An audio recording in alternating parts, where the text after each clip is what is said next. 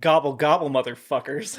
Oh. Yeah. Welcome to the End Is. Sigh. That's right, I'm Todd. And I'm Nate.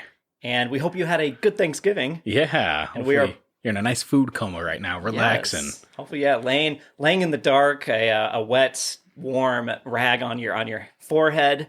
Yes. Holding your protruding stomach. And watching whatever movie we are doing next week. Wait, that's early. I don't know if you know what we're doing next week. I don't know yet either. Isn't it your pick again? It is my pick again. Guys, welcome back to the podcast.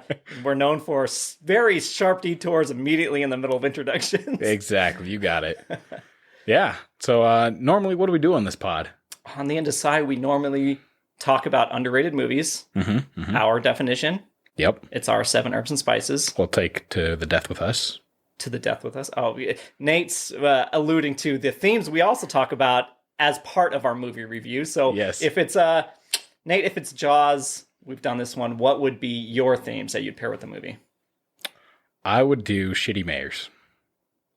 God, that would be so hard to research. Or it'd be very easy, honestly. Right? Okay, I need another one. Oh shit, I need a second one. Yeah. Okay, let's go with animatronics. Oh, that's a good one. Yeah. Very obscure though. You make researching very tough. But not today. So normally we would, normally we do, and we are going to today talk about an underrated movie and pair a couple themes with them. Nate, what is today's movie and what are the themes? Today's movie is A Monster Calls. Sure is. And the themes are fairy tales and death. Boom. Yes. This is going to be a dark one, guys. Yes. This is a movie. This is the first time I'd seen it, but we'll get into that in just a little bit. Before we do that, we talk about how we made meaning in the meantime. Yeah, exactly. Nate, how did you make meaning in the meantime? Well, I made meaning out of the meantime by realizing I'm old. Well, I knew that for a while. So I was, typical day for me. Get off work, go home, I was going to go on a run. Mm-hmm. Well, as I went on my run, I slipped and fell on my driveway. Oh, shit. And I was fine. I went on my run still. Oh, so this was before you went on your run? Yeah. Okay. And got back from my run, and my arm stiffened up real good. So it turns out I tore some ligaments in my elbow. Ouch. So that is the news I had for you, Todd. So I can only extend it so far and then bend it so far. So I have to work on stretching it out. And Damn. Great stuff. So I'm out of work for a few weeks here. Ooh. Did they cast you up or? Nope. Just they gave me a sling. Okay. And that was it. Because I went to the urgent care. They're like, we can't tell anything's broken from x-rays. So I went to a specialist, and that was today, actually. Yep. And he told me, it looks like just some ligaments broken, so you just need to kind of stretch it. When you hit that threshold of as far as you can extend it, kind of just push it a little past with your other arm. That hurt pretty good? Stretch it. He didn't do it. No, does that hurt when you do it? No, it doesn't really Just hurt. feel It just, uncomfortable? yeah. It's just weird, you're not used to your arm, it should extend, and you're like, I know it should go past this point, but it won't go past this point. Golly. Yeah. So you didn't notice it when you were running? It felt fine when I was running. It's like a car accident. You don't notice until later. You're like, oh, that whiplash. So pretty much what happened was the fluid, the blood built up in there and kind of obviously protected it more and then caused it to get to that point of stiffness. Yikes. So yeah, that's where I'm at. On the road to recovery. I mean, good timing. Right time for the holidays. Right? Yeah. Don't have to worry about working now for the next few weeks, which is kind of nice. Yeah. Just the limitations right now is annoying.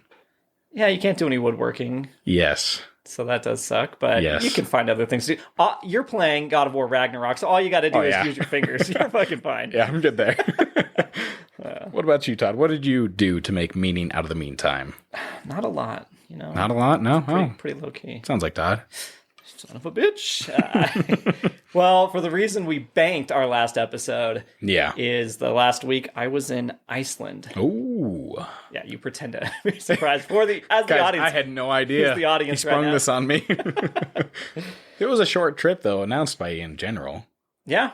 A month ago, you're like, I'm going to Iceland. I'm like, all right, cool. Yeah, pretty last minute. Nice. I looked at my schedule and I went, well, I'm single and I've got nothing going on. I'm just going to go to Iceland. Fuck yeah. Check off the bucket list place. Nice. Which, since I've talked to people, a lot of people say that's their bucket list item as well as Iceland. So nice. It was fun. Yeah. Highlights? Oh, there's a few highlights. I went to the Blue Lagoon, which is there. It's one of the 25 wonders of the world or whatever. Mm-hmm. I think they just keep adding wonders to that list to get to make it. Yeah, wasn't it 7 when it first started? Yeah, back in the day. But a lot of those wonders don't even exist anymore. Yeah. It's like, Mesopotamia and stuff. But no, it is just a giant lagoon of blue water where you can't really even see like an inch under the water. Wow. And it's warm as hell. You get the different currents. Yeah, and everything. Yeah, I mean, it's beautiful. It's in the middle of it. So it was like 40 degrees there. Still a little too warm for it. It was 40 degrees, which is very cold, actually. And it was colder here in Colorado. Yeah, it was. When I got off the plane here, I was like, fuck.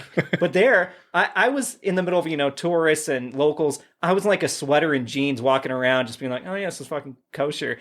And everybody else is like these giant jackets and beanies and gloves and scarves. You looked like a local in a sense, probably. I looked like I was, acclimated. I was like, Colorado actually set me up for this. Like, this feels great. Yeah. And then I got into the parking garage and I was like, this sucks. So I didn't see any snow in Iceland and came here and yeah. Yep. But so the Blue Lagoon is really cool. There's a whole like pass for you wear a rubber watch basically. Okay. And that activates, like if you go you swim up to the swim bar and you get a beer and they just scan it and then it puts it to your account. You pay before you leave. Yeah. You can go get like silica masks to put on and float around and all these different things. And your locker is connected to your wristband. So I don't know how it works, but like you'll pick one. I was at 1521. I don't know how I remember that. The things I remember, but it was just open. So then you put your stuff in there, you close it, and then you walk over to this like main portal, you scan your badge, and it's like 1521, and it locks your locker. And I'm like, how does it know I did that locker? But I think it's just the timing. Yeah. If somebody else had closed their locker after me, I would have locked theirs or something. I don't know. Maybe, but that's still awesome though. Yeah, it's very convenient. But anyway, Blue Lagoon was really cool. The waterfalls, I think, are my favorite to see. I saw a few of them. Gullfoss. I didn't say. Yeah, let's get these names. This is where you struggle, right? Because I mean, Icelandic is Icelandic is tough. Yeah, it's fucking tough. I don't want to sound like an asshole American when I make fun of this part, but I had Google Maps going the whole time, and it's like turn right onto Gustavfossen and take a left onto Suðurstafadlaráfin. And I'm like, I'm never going to know any of these names. None of them. And I look at the signs and they don't even match necessarily the name of the street or the road. Yeah. I'm like, oh, fucking K. So how was the driving aspect? Driving it's Americanized, right? So and I think they used to be on the left side of the road and now they're on the right. Okay. I don't know if it's like tourism reasons because it's very much a tourist destination now. It's very focused. The second language is English. So you walk up to anybody and they'll start in Icelandic. But if you're like me, I was like, hey, how are you? And the minute they hear hi or how are you, they immediately like, oh, how are you? Good. And when they change over and it's like, oh, okay, nice. Cool. It's really welcoming. Yeah. But so driving was on the right side of the road. They use same structure, things like that. It is weird when you're at a red light, it goes red to yellow and then green. Yeah. Like it reverses you out. Yeah. But it's like, hey, get ready. It's going to be green soon. But it's like people start going before it's even green. But so it gives you a little countdown for those impatient people. Like, yes. Oh, fuck yeah. We're good. It's about to turn green. And I don't think you can turn right on red. Like, I watched out of my hotel room for a little bit the first night I was there, and I was like, no one's turning on red. They're all waiting. Yeah. So I was like, okay, I'm just going to wait too. Right on. I probably should have looked it up. But, the waterfalls were really cool. Crater Lake, I saw in the middle of the night. Mm-hmm. I have a video. It's pitch black of me talking. I'm like, I can see it. You guys can't see it. And how was the food? Food was good. Most of my money went to food. Yeah, nice. That's what I paid for the most. Any unique food? Not really, no, honestly. Okay. Just really well done. Like I had the best fish dish I've ever had in my life was at a restaurant called Akur, Akur, and it's right on the harbor. It's in Reykjavik, and it's like sol minier or something like that, but it's like baked and flour and stuff. Dude, I had that first bite and I was like, dear God. Yeah. Well, I mean, it's probably not hard first off to beat Colorado standards when it comes to seafood. Right. But in general, I've had plenty of seafood in California and exactly, stuff. Yeah. And you've also been out to the East Coast, right? Yeah. No. No? No. I think okay. Oh, it's Washington, D.C. I've been to Washington and flown over the East Coast once. But, it's much different out there, I could imagine. Yeah, and everything, obviously, it's like the freshest water you can get. It's fucking right there, and so that's why everything's roaring. And when I was there, unfortunately, it was unseasonably rainy, according to the person that runs the apartment complex that I was staying at, and windy, and so I didn't get to see the Aurora Borealis. They actually canceled my tour that night for it. And I was like, all right. Damn. So that I still can't check that off my bucket list, but you can like see it in Fairbanks, Alaska and things like that. Yeah. Other places. Iceland's like one of the better places, but there's better, I think, places I've heard. So I'm not, it does suck, but whatever. That's one of those things where like I think that's what makes it more unique is the fact that it's not something you can plan always to see. Right. It's something like, oh, I was able to see that and I was lucky to see it. Yeah. And sadly, in your case, a little unlucky to see it. Yeah, I mean, it was rainy, but it's still beautiful land. And sometimes it's even more beautiful when it's overcast and you get to see everything. So for the culture inside Reykjavik, I spent a lot of time in the main city and everything's around there, but it's just, there's so much to do. I went into a place called the Phallological Museum. It's the world's only penis museum. And nice. It was awesome. So hundreds of penises actually preserved in the liquid in like the tube. Wow. So it's the real penises taken off.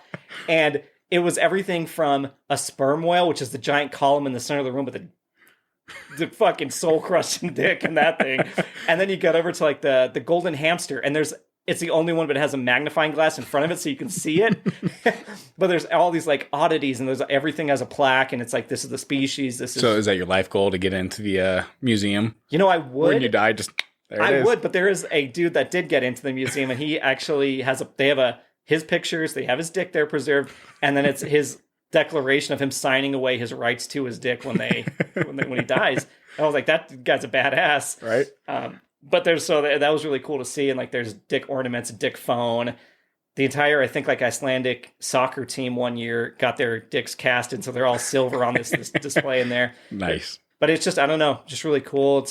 It can be overwhelming with some of the conversion rate, the krona and everything. It's like, all right, this is going to be 11,570 krona, and I'm like, oh fuck, what is that again? It's like, okay, that's like $75 or something. Yeah, it's hard because like they have their own currency. It's not a euro or anything like that. It's completely just Icelandic money, and it's like little fishies on their coins. See, I never even saw a single coin or bill. I mean, I saw people hand over bills every now and then if I was in line. And my mom, she was like, did you get any money? Did you bring any back? And I was like, no, I didn't even fucking think about it. It didn't even cross my mind to grab any money. I just used my card the whole time. So one of the gas stations only let me use Apple Pay. Like I couldn't even use a card. I was like, I don't know where to put a card in. Yeah. So luckily I had that all set up. That's nice. And their gas stations are weird.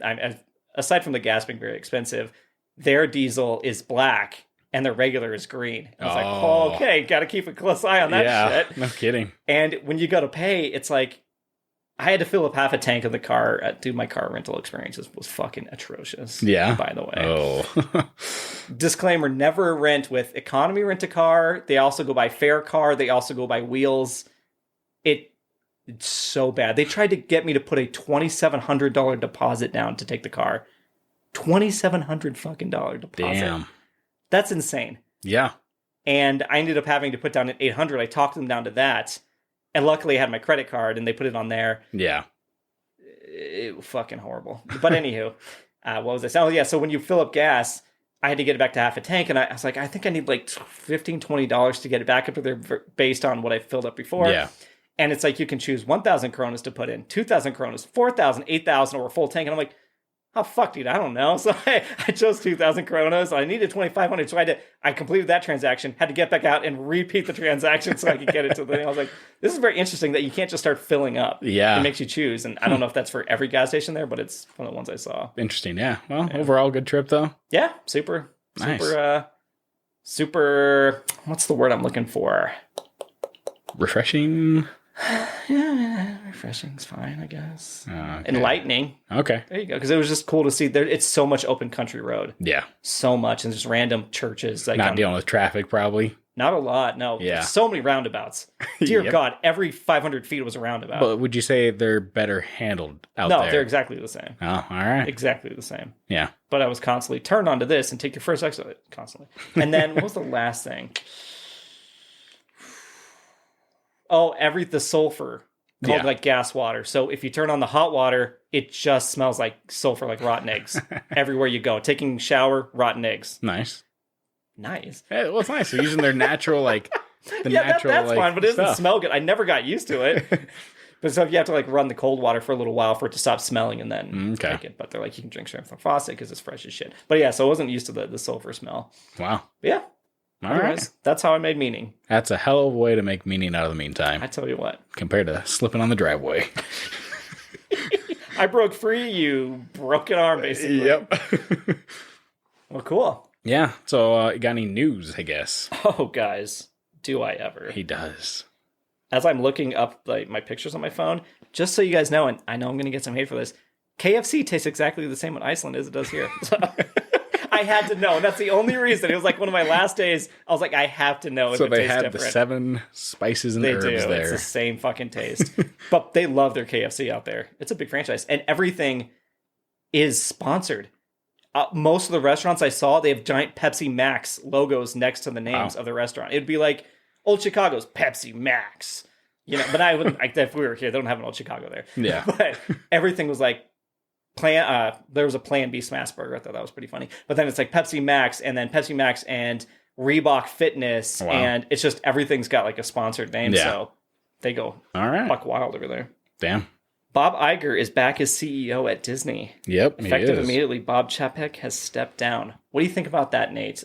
Chapek was the guy that was about to introduce maybe more adult stuff to Disney, and then Iger's like, not on my watch, and back in. You think that's what's happening? I hope that's not the case. I mean, it's weird because like the post I've seen about it, everyone seems happy about it, like that he's back. Yeah, but I guess who knows until stuff starts going through and getting cemented in.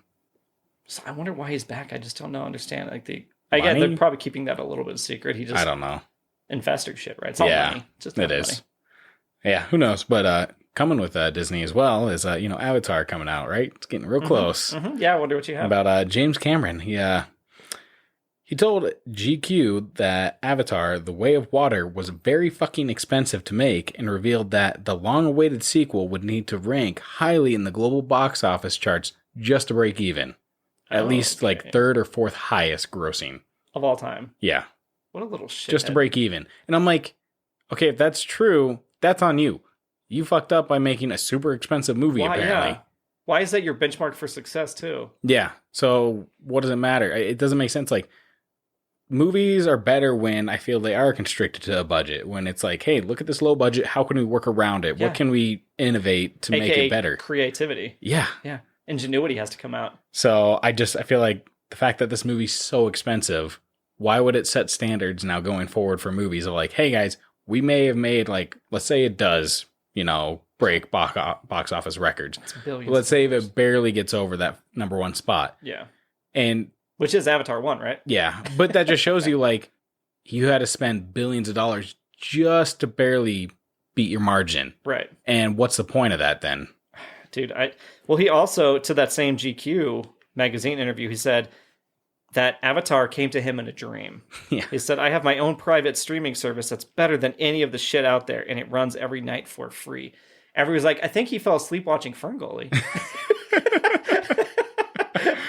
Fucking anybody could have thought of the Avatar movie. Yeah. Anybody. Let's put stuff on a different world and let's just copy another story. Just wakes up fiercely, unobtainium! Unobtainium, write that down! It's like, guys, that's the genius at work? Yeah. So, once again, we'll see how that goes, because that's coming up soon, and I'm excited to sit at home and not watch it and not have to worry about going to see a movie. We are the smug assholes. You know that, right? Oh, yeah, we are. Even if it gets number 1 spot, we're still going to be the smug assholes. I will still watch it. It's just, I'm not going to go to the theaters and watch it. Right. I will wait till it comes out on a streaming service, his own. That's free, apparently. So I'm good. That's very true. On that note, Disenchanted, the sequel to Enchanted with Amy Adams, got released straight to Disney+. It did. Even though somebody had tweeted, it's a fake quote, Enchanted made $340 million at the box office in 2007. But what I'm proposing is, next slide, please, we make $0 at the box office with the sequel. And it's attributed some executive at Disney, apparently. And this is credit where it's Michael S. Edward. And it's like, yeah, that's got to be their mentality. Why wouldn't you send that to the theater? Yeah. Doesn't make any sense. Send it once. I want to know like the numbers on movies that get released straight to streaming. Like, how much revenue is that really creating for you? Right. Is it really like, oh my gosh, all of a sudden, guys, we had a huge spike because of this movie?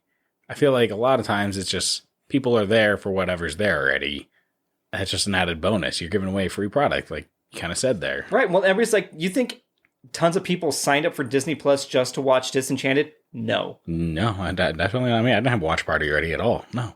Oh shit, Nate! I saw all the memorabilia. It was like the Halloween decorations. It was all Enchanted stuff. Yeah, I don't know what their game plan is with that. Yeah. Before we jump into stuff, let's talk about the sad news that happened last week. Yes. There's a couple things, actually. So first off, if you want to talk about Kevin Conroy, the most iconic voice of Batman. Yeah, so Kevin Conroy, the voice of Batman, passed away, and if you guys don't know him, you probably have heard him for sure. Definitely. He's been in the animated series. He was in Arkham Asylum as Batman. And City and Night, right? Yeah. Not Origins. No. And he was also in like some of the movies as well, in the CW when they did the whole like multiverse or whatever their multiverse, the Infinite Crisis through the CW. He was Batman as himself, actually, which is really awesome that he got to play it as himself. And yeah, he passed away from cancer. God, yeah, what a force! And everybody, the responses from his passing were just like positive. And I know that's like typical. Sometimes you get people who are like, "Well, that guy was an asshole, great," but everything was like, "What an immaculate professional." He loved the character. He wouldn't even do. One guy was talking about like, "Hey, if you come on my podcast, can we fake this like dating scene as Batman?" And he said, "No." He's like, "It's just funny. But I can't do that because that's not true to the Batman. I don't want people to think about that." And he was so dedicated to the character of Batman that he played it legit. Yep. It's one of those where no one will ever match like the way he did Batman's voice of between him and Bruce Wayne. And if you haven't heard it, like you're probably like, that just sounds weird, but like give it a watch on any of those. Yes. And you'll kind of understand. Under the Red Hood, he was the voice of Batman in that animated short, and he does a phenomenal job in that. Yeah, they said that he could jump between Bruce Wayne and Batman, and you would actually notice there was a legit difference and be like, that's crazy. Even, I think Batman playing as Bruce Wayne on some random thing on the phone or something, he had to even switch voices. It was really cool. And I was actually just playing through Arkham Asylum and City a couple weeks before it happened. And I was like, God damn, that is such an iconic voice. That's the only voice I know. I know that Diedrich Bader and everybody else. There's a lot of other people that have played it, but he's just the voice. Yeah, exactly. And you've seen people try to recreate it. Christian Bale tries to do his own Batman voice, and it just it doesn't work. No one, I don't think, will ever compare to Kevin Conroy. No, I'm glad we got to experience it, but it's sad that people, in the future when they do these things won't be able to. Yes. Another sad one is that Jason David Frank, the original Green Ranger, White Ranger, Power Ranger, like the Power Ranger. He is 100% the Power Ranger. Yeah. Because not only was he in the first series of Power Rangers, he encompassed that and took it to heart, and he continued on into the series 7 other ones. Where he was in Dino Thunder, he was in Space Force or whatever it was. He was in a lot of the series and would always come back for it. He even did a short film on for a YouTube channel where it was Scorpion versus the White Ranger, and he actually came back to play the White Ranger just for that short film. So he loved that character. It was as him. Tommy, Tommy Oliver. Yeah, that is probably one of the. And not just from, Power Rangers, but one of those moments when I was a kid of seeing a character and the turn and everything, of being I remembered that so clearly, that when he was the Green Ranger and being he's bad, and then he turned and became good. It was I don't know, that's such a nostalgia, just memory vault. It's that was such a cool moment, and he was such a badass. And he passed away. He committed suicide at 49 years of age, and it's just and he seemed like the nicest dude at cons and stuff. All the videos people were sharing, and it's just. Yep. He was always huge into his fans. He never had an issue with them. That's another guy where no one really had bad things to say about him. He just seemed like a down-to-earth guy that loved what he did. Yeah. So very, very sad. And a couple of bright spots gone there. And let's go to somebody that's, not dead, but is kind of an asshole and keeps tarnishing his own reputation. That's Quentin Tarantino. Oh. Have you seen the recent stuff? No. He did another interview, did one with Tom Segura on a podcast, and he hates Marvel movies, obviously, or he doesn't hate them. He doesn't particularly love them. Yes, and he said that Marvel stars aren't really movie stars. Yeah. He's well, people, it's Captain America is the star and Thor is the star, but Chris Evans isn't the star. It's That's not true. Chris Evans is a fucking huge star now because of that. Yeah, but that would also say any character in a movie is not the star. The character itself is the star, but not the actor. Right. Is what he's saying. Like he's saying Uma Thurman isn't a star. Yeah. It's just her character of Beatrice Kiddo. Exactly, yeah.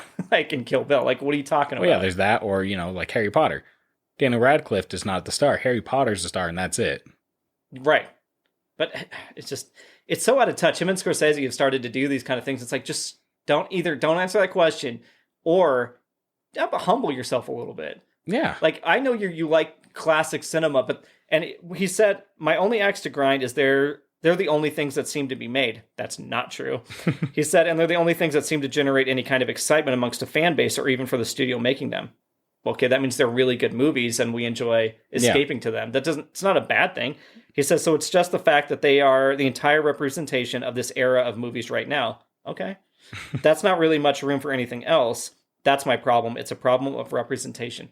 Dude, he still made Once Upon a Time in Hollywood, which was fantastic. Again, one of our favorite movies, like Blade Runner and stuff like that. These other movies are existing. Yeah. Tom Cruise brought back fucking Top Gun after all this time and got the box office. You don't have to be part of a Marvel franchise. No, you don't. Everywhere, everything, all at once. Yes. That movie, it came out small. It was only select theaters, and the fact that it got such a huge, outburst, it's everyone... It grew beyond what it expected. It's such a widely renowned movie now. Mm-hmm. And it came from nothing. There's no established property. It's not a multiverse. I mean, it's a multiverse inside the movie, sorry. It's not part of a giant movieverse. No, it was an original idea movie. I just, come on, Quentin. I love Quentin movies, too. Yeah. But it makes it hard when he's such an asshole about things. It's one of those where it's love the art, hate the artist. Yes. Yep. What is it? Christopher Paolini? The Aragon series creator, they're going to put Aragon onto a series as well, and he's going to actually write the episodes and stuff and help with that and produce. Yeah, that's going to be on Disney. Yeah, which is, I Aragon the Dragon. Yes. Yeah. Not Aragon, the Lord of the Rings guy. No, I guess, but yes. But the author who created the books that are renowned is also going to be part of the series, and I think that's the best way to do it. Yes, it is. Did you ever watch the original I watched the movie. It was not good. Because I remember reading the book and liking it, and then watched the movie and was like, oh, this is some Battlefield Earth type turnarounds. Do you have anything else? That is it for me. Son of a bitch. John Wick 4 trailer is out. Very good. But I saw that Keanu Reeves is returning as John Wick in the upcoming spinoff Ballerina with Ana de Armas. Yeah. I didn't realize he's actually going to show up in another movie as John Wick. Wow. That's interesting. I'm always down for more Keanu. Oh, yeah. I mean... You seem hesitant. It's just... I feel like John Wick in general, the universe of John Wick is so freaking, confusing. Weren't they going to make a series about it? I thought so, yeah. But, there's just so much into it of, you have the Continental, you have Blood Oaths, everything. It's... The new movie introduced a whole new thing, and I was like, what? This exists in this world, too? Yeah, see, so I'm just who knows, what happens. As long as it's a good action-pack, fun movie, I'm all for it. You know what? That's the name of the game, baby. Yes. I won't even get into Elon Musk being a fuck and ruining Twitter. Won't even get into that, but the guy's a fucking turd. But that's my news for the week, Nate. All right. We jumping into themes, Nate? We can jump right into themes. Holy shit. Which theme would you like to jump into first, Todd? Me tell you a tale. Oh, what kind of fairy tales? Oh. Thought I was gonna spin it over to death. Although most of these fucking tales are about death. There's some gruesome shit. Mm-hmm. Do you have a Wikipedia for us on fairy tale? You know what? Oh fuck! I think I did. Of course I would. Yes. No. Wait. Yeah. No. No, I didn't. I looked it up and it was like, they're like folklores and legends. I was like, that doesn't fucking help me. It's just a made up story that's usually supposed to tell a moral. Yep. To pass along some sort of message. Yep. Makes sense. And pretty much it became very Disney thought, I guess. Disney definitely capitalized on fairy tales. But before Disney even did their own version of fairy tales, they were much darker. Much darker. Well, according to a BBC News, an article on there, some of the oldest tales, they're older than the earliest literary records, with one dating back to the Bronze Age. They said the stories had been thought to date back to the 16th and 17th centuries. For instance, Beauty and the Beast and Rumpelstiltskin are about 4,000 years old. Jack and the Beanstalk is rooted in a group of stories classified as The Boy Who Stole Ogre's Treasure, but that's about 5,000 years old. And they say the original, or they think, is The Smith and the Devil. And it's about a blacksmith selling his soul in a pact with the devil in order to gain supernatural abilities. That was estimated to go back 6,000 years to that Bronze Age. It's like, that's fucking insane. And that one specifically, which I thought was kind of a cool tale, was the smith makes a pact with the malevolent being, and it's commonly the devil, but in later times they've like done it like it's death or a demon or a genie, something. But he sells the soul for some power, then tricks the devil out of their prize. So in one version, the smith gains the power to weld any material. He then uses this material to stick the devil to an immovable object, allowing the smith to go back on the bargain. I was like, guy fucks over the devil. That's pretty cool. But they said another scholar was like, the word smith might not have been existed at that time, so I question whether the story is that old or not, but it's people think it is that one. Yeah. But yeah, sorry, what are you going to say about how dark and just, some changes of like what you had in Disney to what it originally was. Oh, yeah. So Little Mermaid, we all know. Love the mermaid. The story of that. Yeah. And in the film version, Ariel makes a deal with Ursula, the sea witch, who converts her temporarily into a human in exchange for her singing voice. Mm-hmm. While in the original tale, the witch silences the Little Mermaid by cutting off her tongue. Oh. So, not quite, the same at all. Not a like a little finger twist with like a little air that goes around her and takes her voice. Yeah. And Little Red Riding Hood. I have a whole thing on Little Red Riding Hood, trust me. Oh, I'll let you take that then. Oh, okay. Yeah. Well, hold on for that one, guys. Yes. So one of them that I really enjoyed, actually, was Rapunzel's story. Oh, okay. So, the original story of her just being locked in the tower, long hair, all that fun stuff. The typical Rapunzel story. Yeah.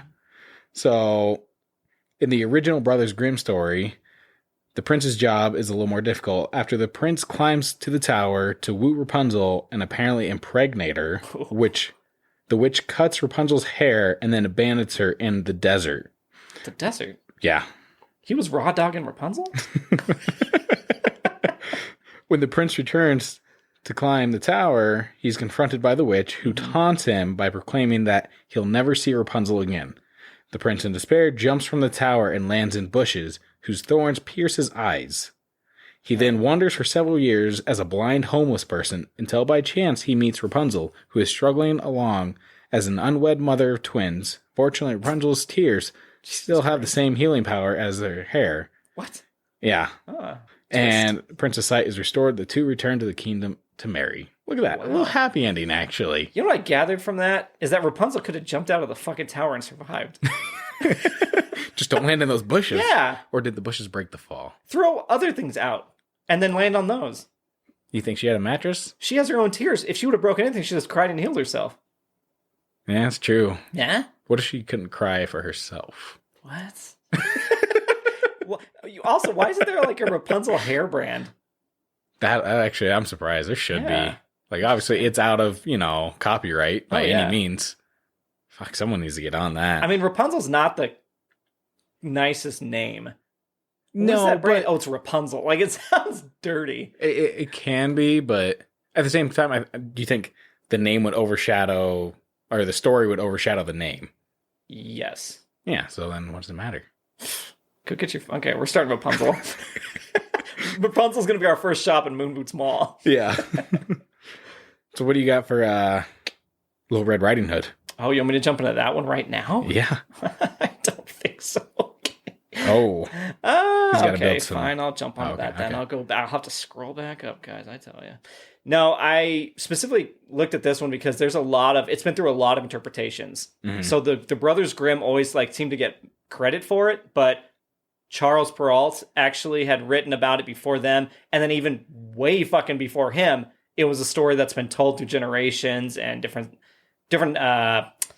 what's it called? Cultures and things like that. Yeah. So everybody's just reinterpreting it. But according to the Wikipedia, the origins of Little Red Riding Hood story can be traced to several likely pre-17th century versions from various European countries. And it goes as follows. The antagonist is not always a wolf, but sometimes a Zoe, aka a werewolf, making these tales relevant to the werewolf trials at the time, similar to the witch trials that they had. The wolf usually leaves the grandmother's blood and flesh for the girl to eat, who then unwittingly cannibalizes her own grandmother. Furthermore, the wolf was also known to ask her to remove her clothing and toss it into the fire. In some versions, the wolf eats the girl after she gets into bed with him, and the story ends there. In others, she sees through his disguise and tries to escape, complaining to her, says quote-unquote, grandmother that she needs to defecate and would not wish to do so in the bed. Oh, they say that because the wolf is in the bed with her, pretending to be the grandma. Let's see. The wolf reluctantly lets her go, tied to a piece of string, so she does not get away. But the girl simply slips the string over something else and runs off. Not a very clever wolf, although he did kill the grandma and dress up and fake that part. In these stories, she escapes with no help from any male or older female figure, instead using her own cunning, or in some versions, the help of a younger boy who she happens to run into. Sometimes, though more rarely, the Red Hood is even non-existent. So you're saying like the old versions, they did a good job of actually saying like, hey, no, she can fend for herself. Yes. And like you think back in the day, that really wasn't huge of like women being able to do things on their own. Have autonomy and yeah. Yeah. So that's actually kind of nice that they actually incorporated that in such an old story. Yeah. Because I know like the Brothers Grimm story, it was set up where... The hunter, right? Yeah, the hunter saved him because technically the wolf ate grandma and the little girl. And the hunter was able to gut the wolf, in a sense, to save him. And pulls running like out of the stomach, right? Yeah. And so it's insane, swallowing her whole. Yeah. So you look at that kind of like, yeah, it's dark, gritty, whatever. But, you know, the old stories being the way they were, she could actually fend for herself. Yes. Which is really nice, actually. Yeah. And they actually said that Perrault had the earliest known printed version. That's why he gets some of the credits, as Le Petit Chaperon Rouge, and may have had its origins in 17th century French folklore. The redness of the hood, which has been given symbolic significance in many interpretations of the tale, was a detail introduced by Perrault. Okay. So he's the one that actually made her like Red Riding Hood, I think. Nice. You mentioned Disney being like the de facto, and that's kind of, I mean, I'm biased on it, right? So I grew up with all the Disney stuff, so that's what I think about. Like, my favorites are the Disney retellings. It's the Alice in Wonderland, Peter Pan, Wizard of Oz, Little Mermaid, things like that. And those were all from original fairy tale authors like Lewis Carroll, Matthew Barry, L. Frank Baum, and Hans Christian Andersen, which are kind of like, you know, the original ones. But what I skipped here, I'm going to go back up here, Nate, is that the kind of the GOATs, the greatest of all time, the fairy tale authors. Okay. I mentioned Perrault. This is Charles Perrault. He was the one responsible for Sleeping Beauty, Cinderella, and Puss in Boots. Interesting. Hans Christian Andersen was in charge of The Princess and the Pea, The Ugly Duckling, The Emperor's New Clothes, and The Little Mermaid originally. Like, I think then Barry and them and Carol and all of them took over and kind of rewrote their own versions. Yeah. And then the other one that I totally forgot about researching was Aesop, the Aesop Fables. Do you remember reading those in school? Mm-mm. Really? No. Aesop. He's the one in charge of Androcles the Lion, which is like the one with the lion with the paw, the thorn in his paw, that whole thing. The mice. Yep. The mice one. And there's the tortoise and the hare, the boy who cried wolf. I think this dude is like, he was actually trying to tell real messages in these ones. Like, those are all things we use today as adults. We're like, it's not always the fastest person. It's don't ever always say the same thing's happening because then people aren't going to believe you. Like, they're the ones that continue to go true. Sometimes the smallest person can help out the biggest person. Ooh. You know, all that kind of stuff. Yes. Yeah. Okay.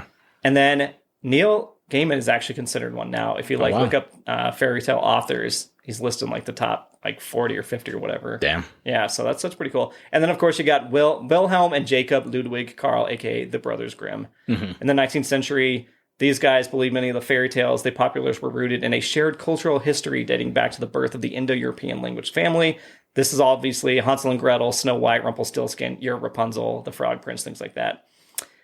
I tried to look up like the top earning, but it pulled up Amazon's. And dude, these are the modern versions of fairy tales that people write now. They're names like Wretched, Mist and Shadow, Nettle and Bone, all these things. Yeah. But I looked at these top like 50 titles. The books are all identical, man. The background is black. Geez. It's like a bright kind of like mystical color. And then all the fonts have the longest like tails on the Y's and the T's. It's the same font. It's like a copy and paste. Like everybody gets into Canva and was like, I'm going to choose the... So some plagiarism going on there. You know, you would think it's plagiarism. I'm sure they're all kind of unique stories. Nate, I have a question for you then before we finish up this topic. Do you have anything more?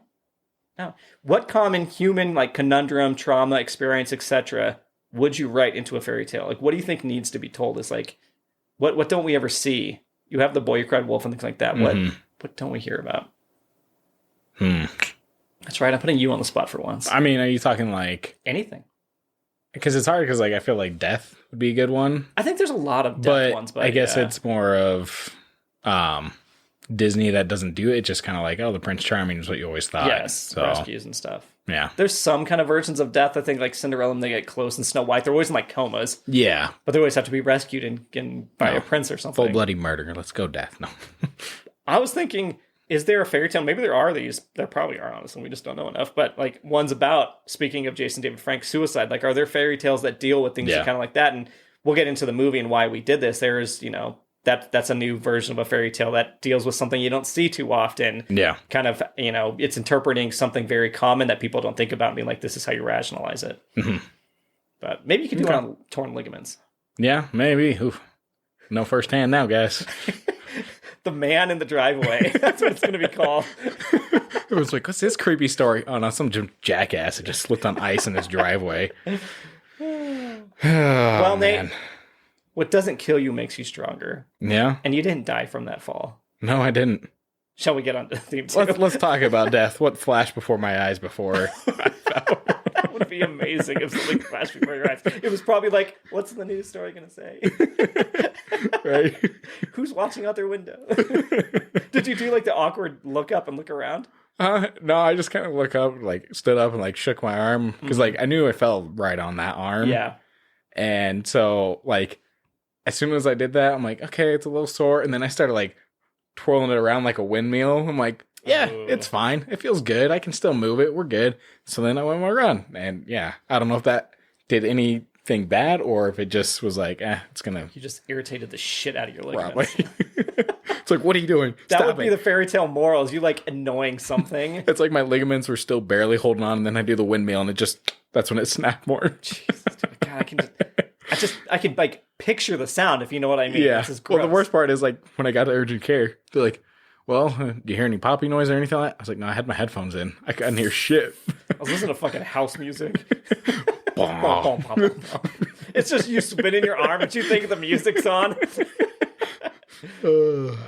Well, as far as death goes, Nate, I almost call you Death and Nate. I have the Wikipedia. Oh, there's a Wikipedia for death. So, shockingly, guys, death is the irreversible cessation of all biological functions that sustain an organism. All right. Simple enough. Yeah. I have the top causes. Oh, top causes. Of death. All right. Go for it. So, number one is non-communicable diseases. You're talking cardiovascular disease. And so, non-communicable diseases takes up 72.67% of all deaths. And this includes, cardiovascular, neoplasms, chronic respiratory diseases, digestive ones, neurological, substance abuse is put into this one, diabetes. I read diabetes and kidney disease, diabetes, skin diseases, musculoskeletal disorders, and others.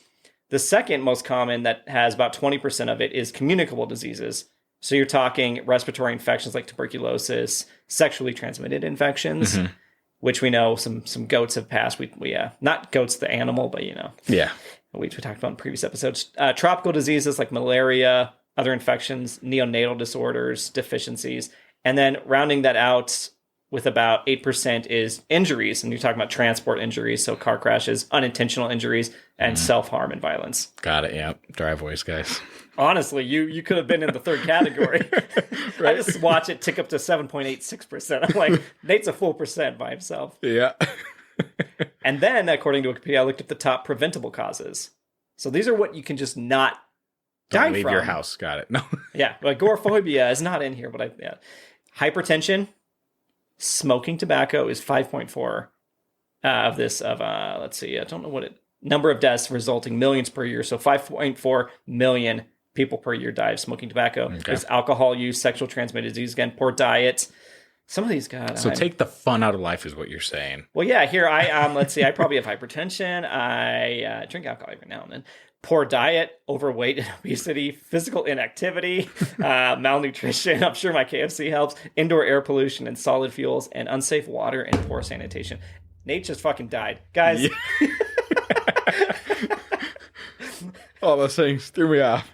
But that all made me think. Like I've always been impressed, kind of with the bravery, I call it, of life, of like actually not being agoraphobic, right? Of actually going out and living your life, because there's so many things that can take you out just randomly. Yeah. Look at Tom Cruise.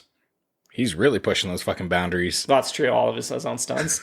Well, because I looked up the world death rate per ourworldindata.org, and deaths per day, Nate, 183,671 deaths per day.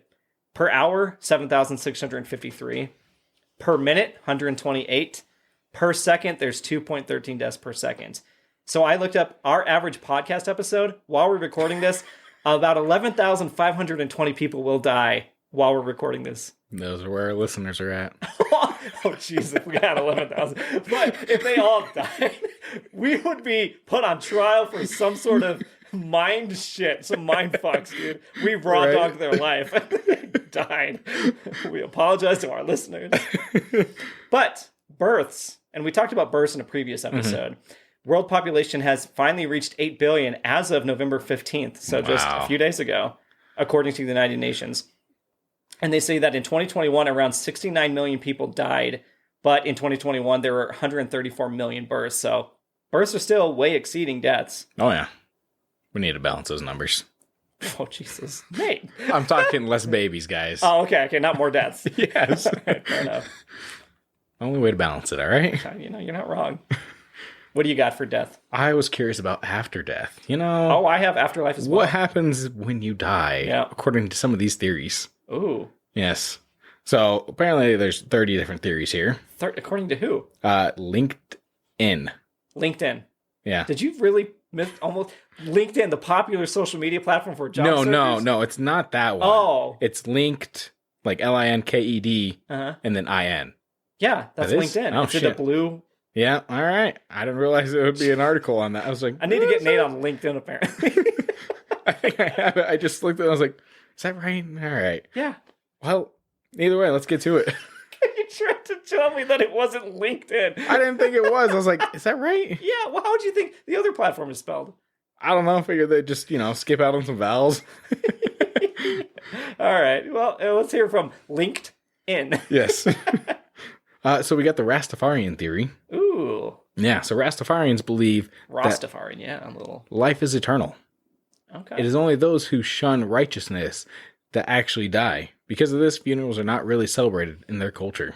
Really? Yeah. This is Bob Marley and stuff. Mm-hmm. Really? Yeah, it's kind of weird to think like, oh yeah, so how do you explain it like that they're just gone? When that person's gone, yeah. Or you see the body? Yeah. Like, no, dude, Dave's dead. He's on the ground. Like, I can see his body. He's not fucking moving. He's not pretending. Yeah. The fuck? That's a bizarre one. But they are high as shit. Yeah. We got the dream theory. Pretty easy to guess. Type thing? Yep. Everything was just a dream. You know, dude, the first night back, because my sleeping schedule's been fucked. It's like 7 hours off. Yeah. I had one of those dreams, and I haven't had in a very long time, where I knew I was dreaming, and I tried to wake up, and then I in my dream, I wake myself up, but I'm still in the dream, and I realize my real body is like not able to wake up, and you start to panic. And so that's when you seize your body. You feel like you almost like have to get your brain to like send out shockwaves. Yeah. And then I remember like waking up in bed and being like, holy shit, dude, is this real? Like, am I in the real world now? No, I understand that. God, yeah. That is terrifying. Anyway. We got the Mormon theory. Oh, you fucking LDS. All right. The Church of Latter-day Saints believes that good and righteous Mormons become gods when they die. Oh, that's awfully... Non-believers are condemned in the afterlife. What? Yes. I'll see so you guys, there, you want to be a god in the afterlife, go ahead and start forking over your money. They have to pay so much to, have faith. Oh, yeah. And if you don't, then you're already... Better have faith in your bank account. No, I swear, it went through. I have receipts. Jesus. See him up there. No, I'm supposed to be a god. Look at these receipts. Come on. Grant me my godhood. I don't know. 2008, you overdrafted. This is, you're going to be down in the lower depths here. Yep. It's funny, like some of these theories. So they have the Stranger Things theory. What? Yes. From the if show? you have seen the hit Netflix Stranger Things, then you know that the Upside Down is the show claims that there is an alternate dimension to our universe that a person can become trapped in, being neither alive nor dead. But that doesn't mean death thing. That's just... No, yeah. Some of these are a little... Oh, boy. You sure this isn't Live Live Science? This is Live Live LinkedIn? Yes. The frozen head theory. Some people believe that by freezing themselves after death, they will be preserved for the future. You know what? I mean, technology could get to the point where you could freeze a body before you die, probably, and then reanimate. If you had the choice, would you? Dude, that is tough. That is tough. I need to think about that, because that is tough. I don't know if I'd want to wake up far into the future, know that everybody I know is dead, and then have that fear of like, well, I still have to die again. Like, you're almost dying twice. Yeah. And that's one of the most terrifying things to do, right? So to have to do it twice and know that everybody else, I don't know. Yeah. What about you? I mean, I guess whatever. If it happens, it happens. If it doesn't, like, well, it's just one of those things. Like, I guess you asked me that question. I give you a debatable thing. You're like, yeah, you know. Well, you know, it happens. It happens. Like, would you do it? Yeah. Okay. If it works, yeah. So you would want to wake up in like the year 4,500 and see what's going on? Yeah. See what's going on. How old would you have to be? Like, you don't want to die and be preserved at like 89, right? You'd probably want to be now. I guess that's hard to say. You don't want to wake up and be fucking old, right? If they don't have the science to bring you back like your old self. Yeah. I guess it's a matter of if I'm dying from a disease, then I'm like, maybe they find a cure in the future type deal. That's okay. And then, you know, we'll see what happens there. If not, well, so be it. I didn't have to go through all that shit. Okay, all right. We got the many worlds theory. Many worlds, like the Quantumania? So, the many worlds theory claims that when we die, we are only dying in this one. Oh, current mini, universe. not M-I-N-I. Yes. I was literally thinking of many worlds. Okay. There are other universes out there for us to move on to. Yeah. Okay. So, I'll just pop over into another world. Yeah. A lot of the stuff, I'll read some of the ones I got straight from religion. We can talk about that. Yeah. And then the last one here I got is kind of like the last two, I guess I should say, once again, based off of stuff, the Beetlejuice theory. Like he goes into that alternate world where they're all like in the waiting room and stuff? Exactly, just like that. Like, you go back and then you haunt whatever it is. I don't want to just haunt people. That's the thing about ghosts. They're always like fucking mean, but it's like, if you died right now, you're not just like, now I'm an evil motherfucker. They weren't mean, though, in Beetlejuice. They were just mean to the people that were disrespecting their house. There were some that, Well, no, I'm not talking about Beetlejuice specific. I'm just talking about ghosts in general. Yeah, you're right. You've had bad experience with the ghost. My personal demons, baby. And then, of course, the good place theory. Oh, that's a good show. It is. It's a really well thought out way to talk about the afterlife. Oh, yeah, definitely. And yeah. You get so emotional towards that final season, man. Tell you what. Yes. Okay. Which one do you like out of all this? If you had to choose one. If I had to choose one. Ooh. I guess maybe the mini worlds one. Like tiny worlds. Yes. Like, dude, I'm totally the next world I go up, I'm a grasshopper instead of a human. Just grasshopper world. It would be like Ultimate World for you. The minute you become a grasshopper, I walk over and I accidentally step on you, and you're like, well, that's that one. Yeah, honestly, yeah. That would be the bane of... So there it is. You're the Mormon god at the end, and I'm just going from world to world, and you're like, not this one. I'm like, I know he said he wanted to be a grasshopper. Find them all. Line them up. Oh, let's send him to the one where, the earth is just really fucking hot and warm. And oh, yeah, there you go. Punish you like that. So hell. No, but everyone says it's cold as hell. So what is it? Jesus, shut the fuck up, you son of a bitch. Well, touche, though. I will give you that. Touche. Yeah, so it's kind of the same line. Honestly, I looked up like the reason for religion. Again, our entire show premise sometimes is about this. And the end is psi, right? Like, why do people want to know that meaning? Yeah, why do people scared of death? Why do they have religion? It's because it gives you a reason to believe that it doesn't end. Mm-hmm. And so the Bible is, a lot of people are very familiar with the Bible part. But like Matthew 25:45 says, and these will go away into eternal punishment, but the righteous into eternal life. So there's the punishment. It's a lot of punishment-based system here. You sin, you're fucked. Then the famous one, John 3:16, for God so loved the world that he gave his only son, that whoever believes in him should not perish, but have eternal life. So it's always like, you best believe in this, otherwise hell. And the problem I always have with the hell theory is, why would hell be so bad? Wouldn't it be, and this is not the show, the good place to go, right? Because hell would be probably most of the people you've hung out with your whole life. Oh, yeah, 100%. And why would the devil, who fucking hates God, punish you for doing something that God doesn't like? The devil already does what God doesn't like. He's going to be like, continue living your life the way you've been living it. Okay, I'm going to reward you for doing what I did. Mm-hmm. Why?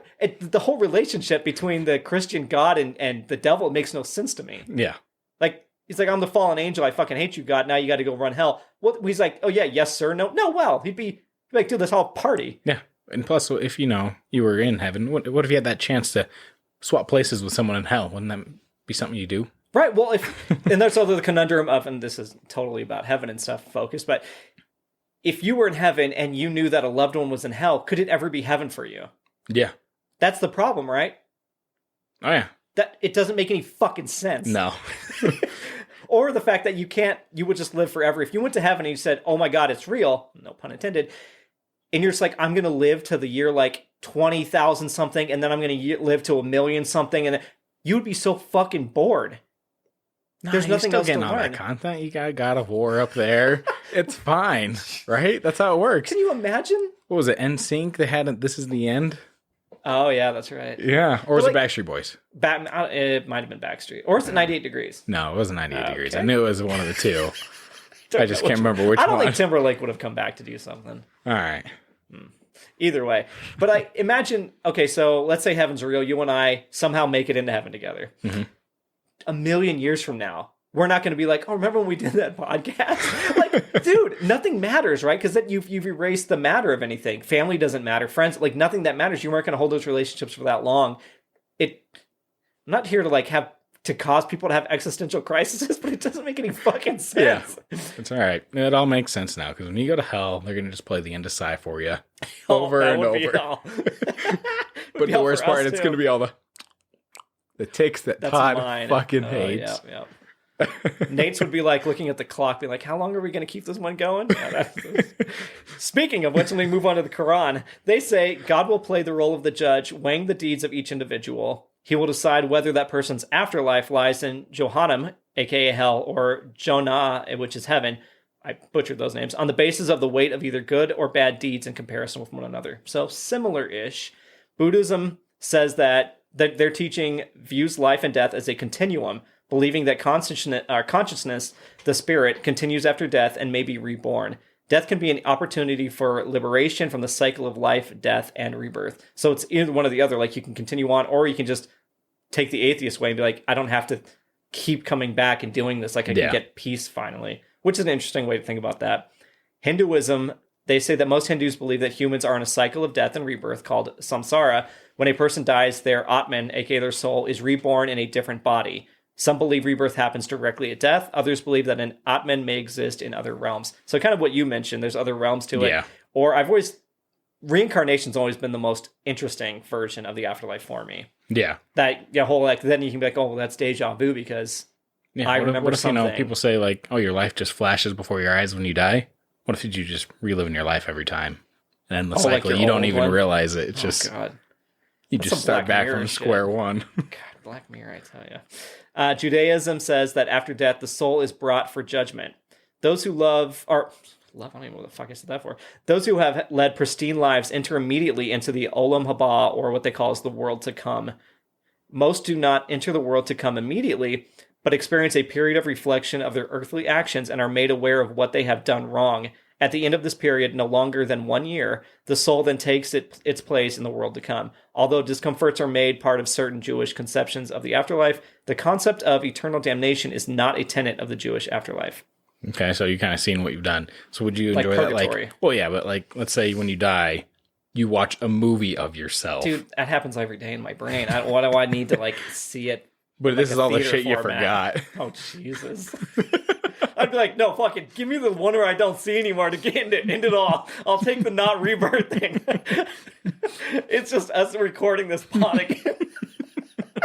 I'm like, wait, this was a bad thing? And they're like, it's just that. I'm like, what, anything else? Did I lie about something? It's like, it's just us editing.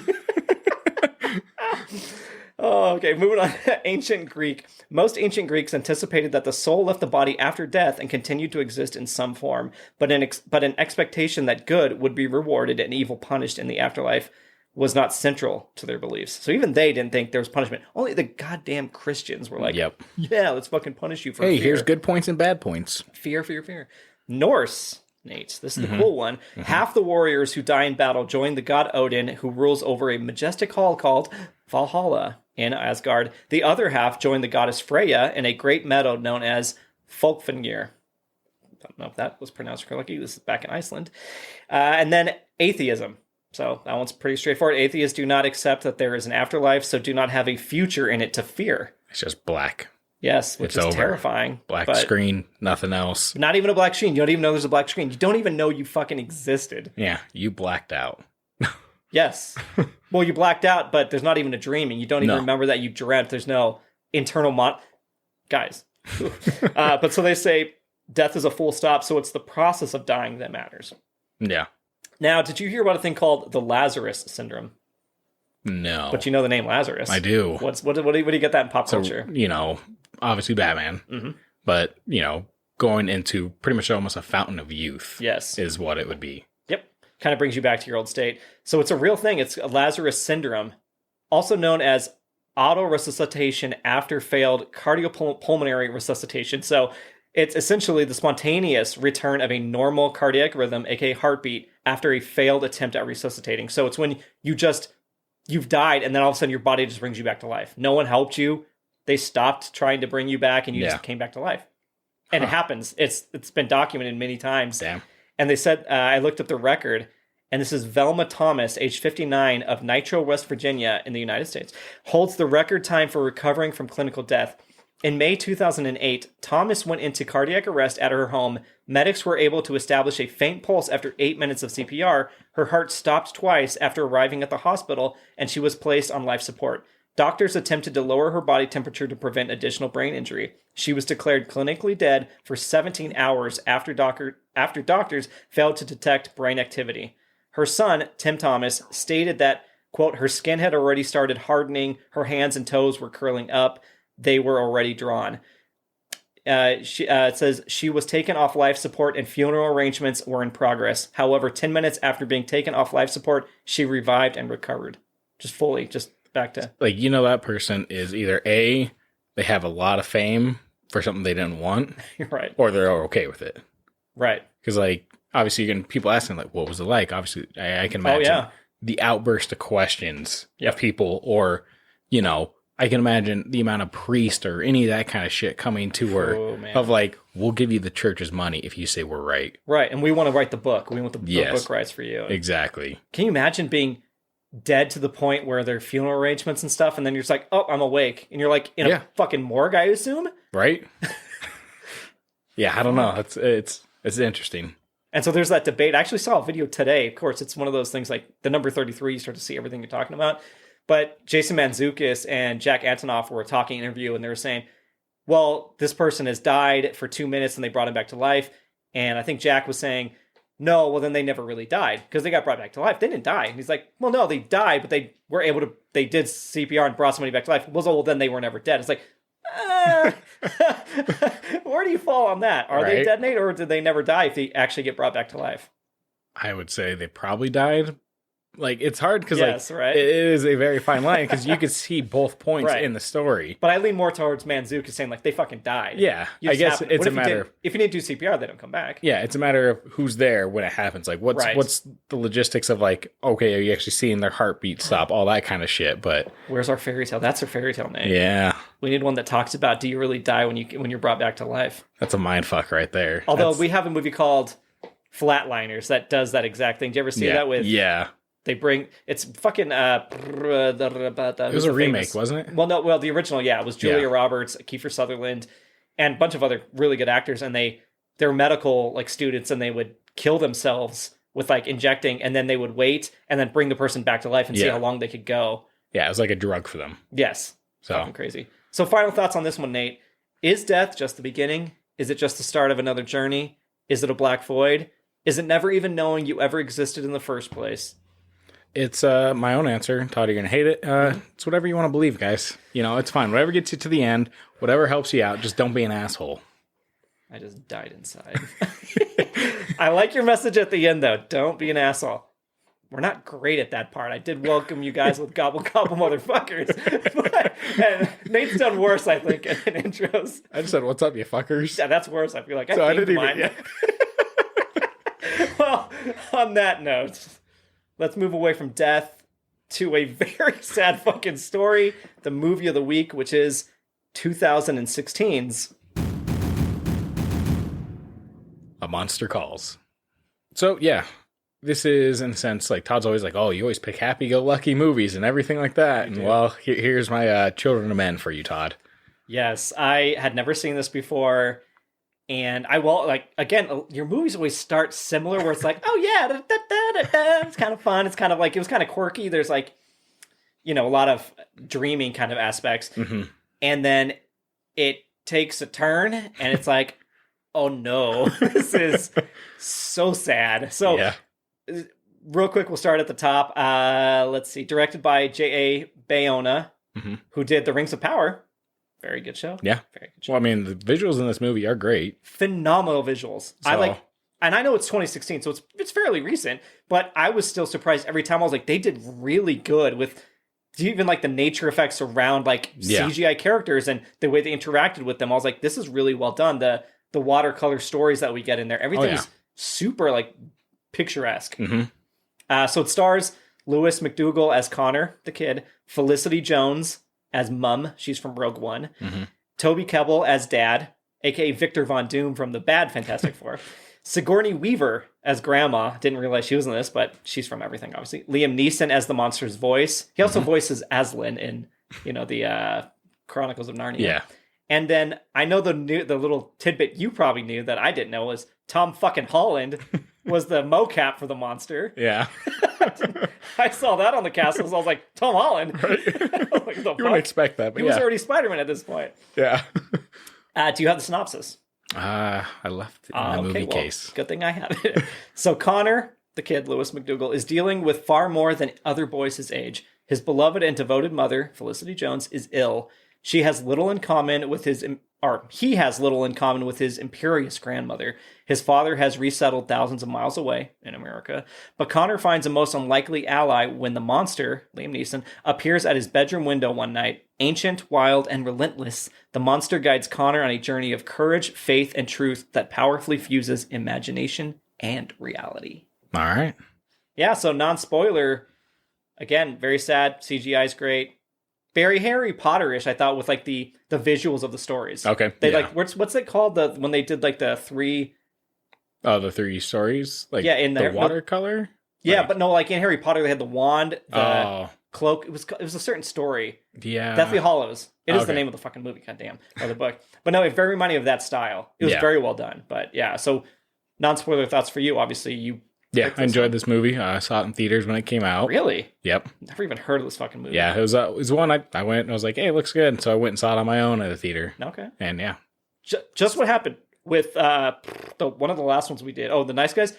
I'm watching Netflix and it shows like a preview and it says, A Monster Calls on it. I'm like, what the fuck is going on? Why? I've never heard of this movie. We finally do it for the pod and it's telling me to watch this movie. Nice. So yeah, you can find it on Netflix, obviously, since that's where you watched it. Yep. But yeah, your thoughts, like you enjoyed the movie, like, or just like, it was really sad.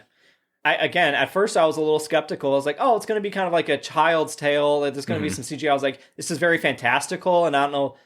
I mean, totally fine. I appreciate those movies too. I really like the actors. Like Felicity Jones fucking crushes it in this. Right. But I was not expecting kind of that children's tale. Again, the fairy tale to turn so real. Yeah. Where you're watching we'll get to them, certain scenes and you're like, oh, I'm crying now. Because that is so fucking relatable. Yep. And sad. So, but. Oh yeah, 100%. What do you think of the kid actor, by the way?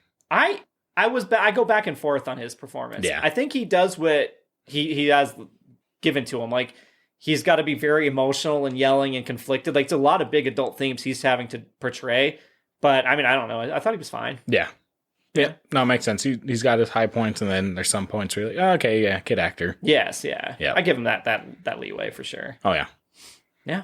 All right. Well, Nate, should I do plot point 1? Well, before we do that. Yeah. Spoiler. Alert. All right. So plot point 1. Yes. The recurring nightmares. Yes. And yes, that is plural. So at 12:07 every night, sometimes during the day, Connor envisions the church just behind his house in the little graveyard, and there's a tree that stands in front of that. He always pictures that, but it starts with like an earthquake and everything collapses, and his mother is usually there, and she falls through like the chasm, and Connor can't stop it. And then you hear kind of the narration from Liam Neeson as the monster detailing how it starts. He says like, it starts like many others. Someone that's too old to be a kid, but too young to be an adult, and a nightmare. And these are, this is during Connor's formative years. Yeah. Starts off with that. And of course, like, you get that kind of juxtaposed. And then after that, it kind of gets an introduction to his mom. Yes. And all, which is also a nightmare for him. It's his waking nightmare. Yeah.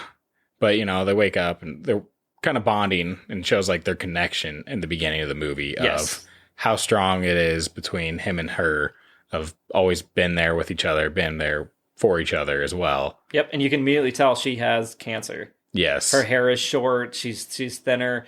And again, she plays this incredibly well. And I a lot of credit to their makeup department, because, I mean, I've seen someone, go through cancer to the end, and it's very reminiscent of real people fighting cancer. Like the way, like, her lips are chapped and she's very sallow, and she's like, as she progressively gets thinner, it's amazing. And she plays it really well in terms of, like, even when she has to do like hand movements, they're very slow and like thoughtful of like, I don't have the energy to probably do what I want to do. And it's weird because like she's not in this movie a whole lot too, not a ton, but like every scene that she's in, she does a really good job portraying of the progression she's been through. Yep. And good. Oh no, I was gonna. What do you got there? So yeah, then obviously it starts with them kind of showing like King Kong. Yep. The movie where they watch that, and it's kind of like the one almost happy moment in a sense, right? In this movie of them enjoying that moment between the two. But other than that, the rest of the interactions, they're really not this scale of happiness between them. No, yeah, you get a lot of it through flashbacks and like the videos and stuff of the mom raising Connor, and them bonding over art, and stories, of fairy tales and things like that. And yeah, it's the good moments, because I mean, you're redirected to more nightmares, and I call this like the third nightmare in here, the fucking bewildering school bully. Yes, this is the only plot line I am bewildered by, because it doesn't make complete sense to me. Yeah. This kid doesn't have any motivation for why he does. They never even show motivation. I think the only motivation is because, like, Connor, the way he is, he's just sitting there and always staring at him in class. Like, it is. The kid it doesn't is behind him. Yeah, no, it doesn't make any sense. He only looks at the bully when the bully turns around and stares at him. But most of the time, he is just looking at him and staring at him. Like I said, it doesn't make any sense still of why a bully would be like, "Oh my god, I'm going to kick your ass." But like, he always just stares him down in that scene, like, "Hey, do something about it. Look at me, notice me." I mean, who knows exactly the thought behind it, but that's how I envision of him. Just look at me. I'm looking at you. Notice me in a sense. I would believe that theory more if Connor sat in front of the bully, though, because the bully doesn't know he's looking anywhere. But you only see Connor really look, because he's like drawing and has headphones on at one point, and the kid will turn around and stare at Connor at his desk behind him, and then Connor will look up and see him, and then he'll stare him down and be like, "What the fuck are you staring at?" Teacher won't do anything. Hey, eyes at the front of the class. Dude, the teacher, the first interaction, he walks up to Connor, and he's like, "Hey, Connor, you doing all right? Do you need to talk?" I was like, "The fuck you're calling out Connor when the other kid is obviously turned around staring at him at the time when you walk by the way. But you're not going to put this kid on the spot? Do some discretion here. You know what he's going through. Don't make him talk about it in front of the class." Yeah, I mean, obviously they do like, they're trying to do a job of saying, like, hey, everyone knows what he's going through in a sense. Yes, yeah, for sure. Without saying it, but yeah. No, I totally get that part. It's just the teacher's like, show some tact there. Yeah. But the bullies are like evil. They step on his hand. They try to he's pulling his tongue. And I've never heard of a bully he pull like a tongue. Full on like grabs his tongue. And when he grabs his tongue, he's like, listen, don't fucking tell anyone about this. Like, he very menacing, like, threatens him. Yeah. To an extent of like, that guy's gonna be a fucking asshole for sure. Yeah, and we'll get back to his other scenes in there, and I'll tell you how he gets even more bewildering and why I thought this was going a different direction. Okay. And I wonder if you agree with me here. But did you realize when they were doing the King Kong thing, his grandpa's projector they're using, the pictures are of Liam Neeson. Like, Liam Neeson. Oh yeah, no, 100%. That's what that was one of those other things of like, oh, it's interesting of the grandpa being Liam Neeson, the voice of the monster. Yes. Where you're like, okay, is that supposed to be a reason? Like, I think so, obviously. The embodiment of him or whatever, but... The kid's using a lot of memory, I think, and filling in these gaps here. And then you kind of get his first waking nightmare, and he's in his room drawing, it's late at night, and then, like, energy and objects are kind of, like, pulled towards the tree, and he starts to see it's, like, getting all stormy. And then it's, once again, that 1207 that hits. Yes. And then the utensils, like the pencil stuff, which are key to this kid's personality. Yeah. And then he loves to imagine and draw, I guess, is kind of what I was saying on that. But there's a big focus on the tree when he's looking out there. And then in the morning, he goes to like check at the church, and the tree's there. Like when the monster gets up, he like rips his roots out and he tears off different branches. It's very big production. They put a lot of time into this moment and the interactions with the monster, which are really cool. But he goes out there and everything's perfectly fine. So you know that Connor knows it's not real. Yeah. At this point, you know he knows there's no damage, the world's fine. Yeah. So he's really actively going into this imagination stage. Mm-hmm. And I don't know why I wrote this down now, but I used to want to be an artist, but I suck at it, so I didn't do it. Did you ever want to be like an artist? Did you draw a lot when you were a kid? You know, I attempted to, but like it's one of those where I didn't have the patience for it necessarily. Fair. Like now you do woodworking? Okay, yeah, I know. It's one of those where you did it and it's just like there is a lot of, work that goes into it that you don't expect. Like, you could see the vision in your head, you're like, yeah, this looks great in my head. You do it and you're like, that came out like shit. Yeah, I was really good at stick figure battles and stuff, Yeah, you ever get like a sticky notepad and make like a little flip book out of them? I never did the flip books. I did that. Yeah, those are pretty fun. I get what you're saying though. It's a lot of work though. I remember being discouraged because when you see like an artist, they're so fucking good, and when you're like, oh, I'm never gonna be that person. I'm just not 100%. Try. Yeah, you should always try, kids. But there is some really cool artwork that's done in this movie. Like whatever artist that did the art for it. Right. Kudos to him because great job on it, especially the one where he draws the monster with the watercolor and uses the straw to blow to help make those branches and really his red eyes and all that. Like that's a really well done piece that whoever the actual artist was obviously was not the kid in this movie, but sure Connor McDougal. I mean, shit, if he did it, fuck, I'd be impressed. I think we keep calling him Connor McDougal. What's his real name? McConnelly. No, his real name. His character name is Connor. His real name is Lewis McDougal. Yeah. Sorry, Lewis. And now we go to plot point 2, which is not an evil stepmother, just a grandma. Yeah. And so this is Sigourney Weaver's introduction, and she's trying to take care of her daughter who's going through cancer. Oh, yeah. So there's a whole nother level as an adult that you're reading this movie through and being like, oh, fuck, dude, can you even imagine? Yeah. And she's trying to navigate this kid going through this hell as well. Like she's trying to figure out how to deal with him. And it's like we understand her point of view, but we also know the kid looks like a goddamn brat for a lot of it, but you have to like take a step back and put yourself into his shoes and be like, yes, when I was that age, how would I have dealt with my mother going through cancer? Yep, and both of them, going through it. In this movie, they kind of start portraying, like, at the beginning, Sigourney Weaver, you're like, oh, she's going to be the evil person. Like, she's the one that you're not going to like in this movie. But they do a good job of portraying it towards the other direction of you realize that they're both going through the same thing in different ways. Oh, for sure. Yeah, because you totally do with the classic movie setup. You're like, oh, Sigourney Weaver's going to be the evil person. I don't want to deal with her. But then you're immediately, as an adult at least, I'm sure kids that watch this movie have a very different still take on this. But as an adult, you're immediately going, oh, I'm totally on her side. I totally get she's trying to be this tough person in this family who has to now navigate all of this for them. Yeah, because her whole life is changing as well. It's not just the kid, anyone attached to the mom. Yep. Their life is all being altered and changed 100%. Yes. So I said she's trying not to make him grow up too fast because she says a kid shouldn't be in here cleaning up and everything, playing doing this. Shouldn't be told to be cleaning up is what she said.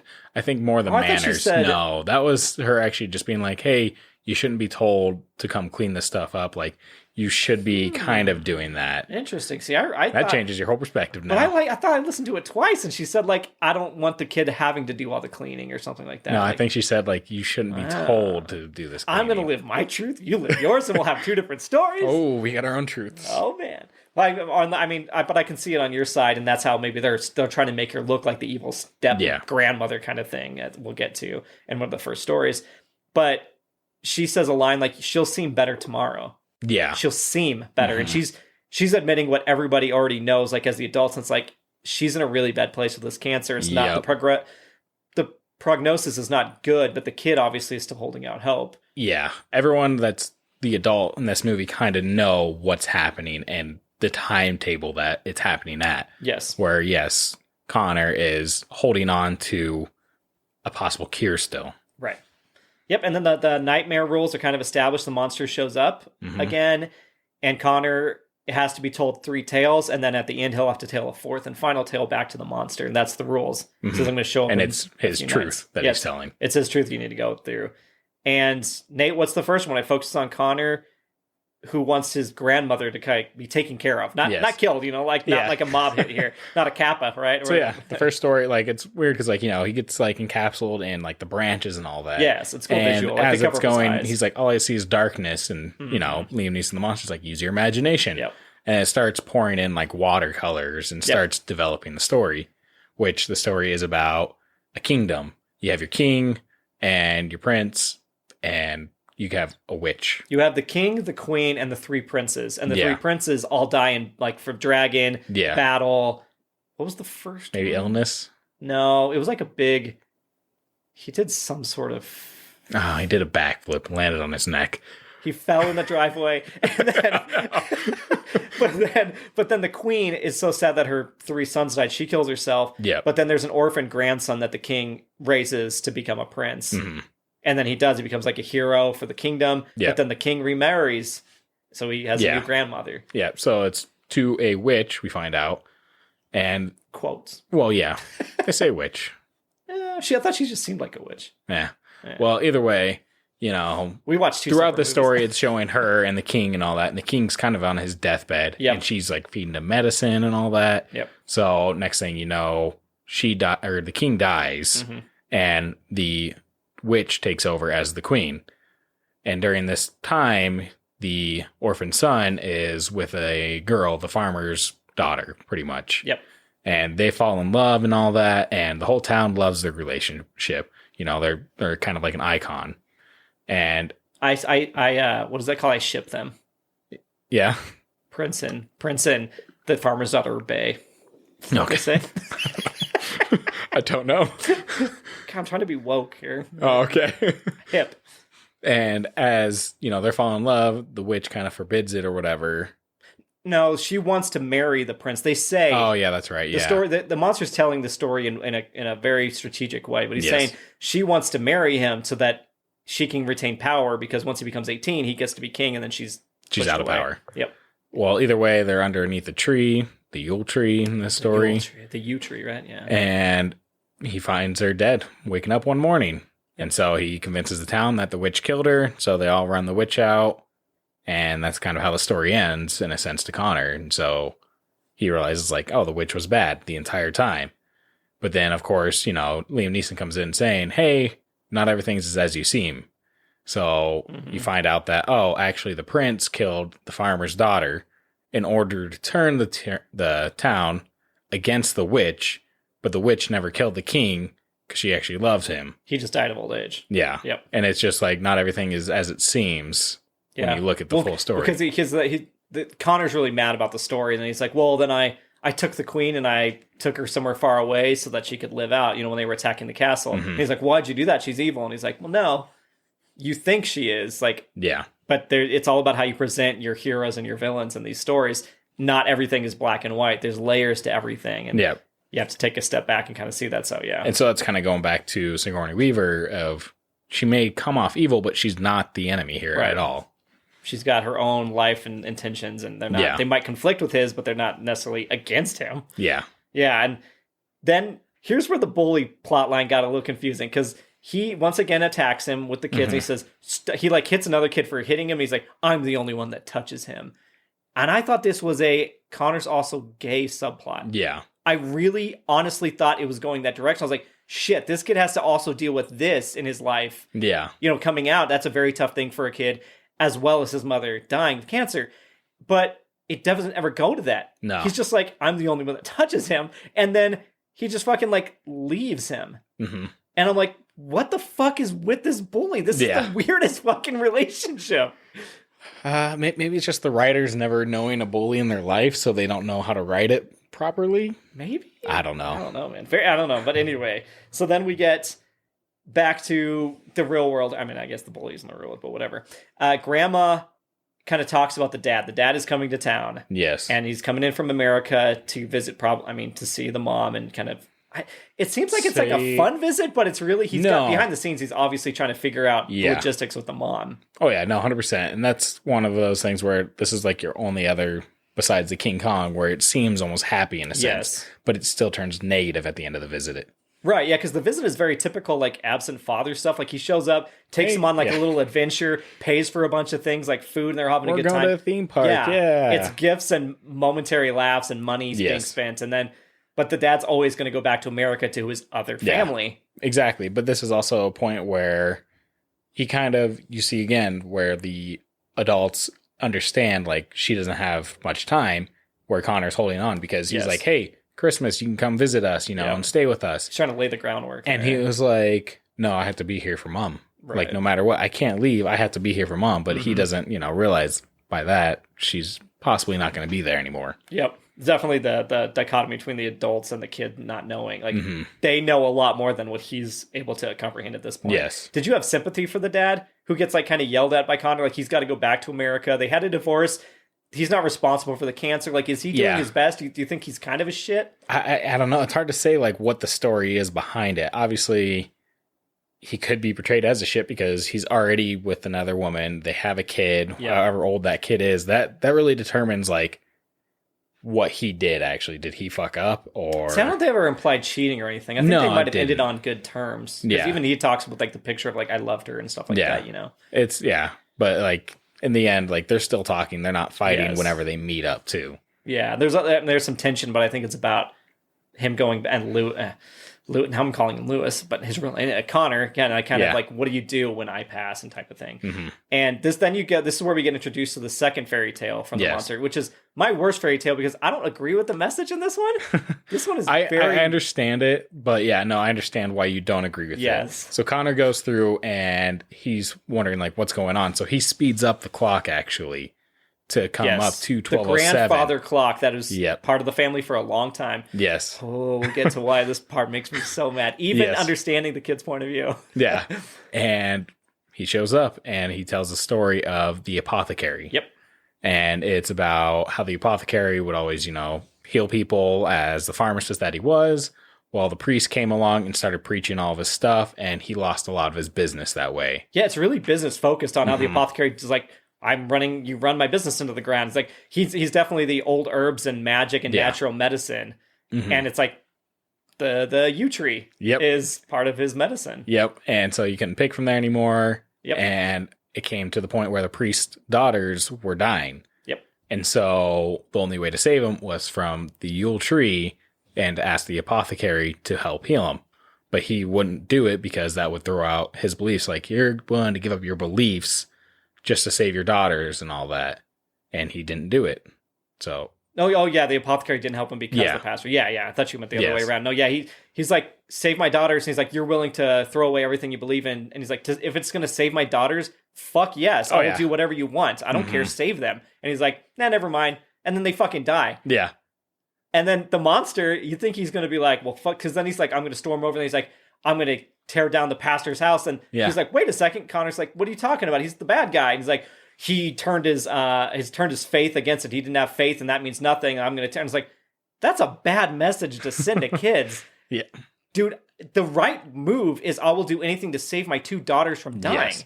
Yeah, that's the right move. That is one where it is like iffy because you're like, when it comes to family, anything like that, you would give up your beliefs to possibly save someone. I will get rid of all my morals if it's to save somebody's life. Yeah. What about killing 100 people to save one? The train track thing? Yeah, kill all. If I know the one person, sure, yeah. But you know what I mean? Like, that's insane. I don't know. It's just, it was the weirdest message of I get the first half. Yes. But it's that final payoff where he's like, let's beat up the pastor's house. Let's tear down the chimney. And then he gets Connor to help him start breaking things like, you break the windows and blah, blah, blah. Yeah. And so he's like destroying all this, but it's all about belief. He's like, you can believe all you want, but it won't save you from real medical issues, like in the real world. Like, this is very much like Christian Science Monitor stuff, like the natural Christian methods. It doesn't save you to have belief. They're like, this is a very big part of healing. It's like, no, it's not. Yeah. I can believe as much as I want that cancer won't kill somebody, but it's still going to kill them if the medicine's not there and if it's just what stage they're in. Like, it doesn't matter how much faith I have. Yep. That's been proven time and time again. But so, so then he's destroying this fake house, but in the real world, he's destroying grandma's shit. The entire living room. Oh, yeah.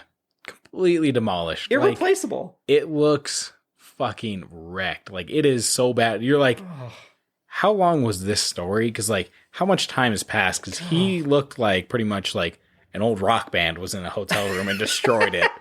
Like, that's the only way to describe, like, the amount of destruction he put throughout this entire room. I mean, again, he destroyed the grandfather clock that she's mentioned, like, it's been passed down. Like, this is something that's irreplaceable to the grandmother. Oh, yeah. What do you think of her reaction when she walks in?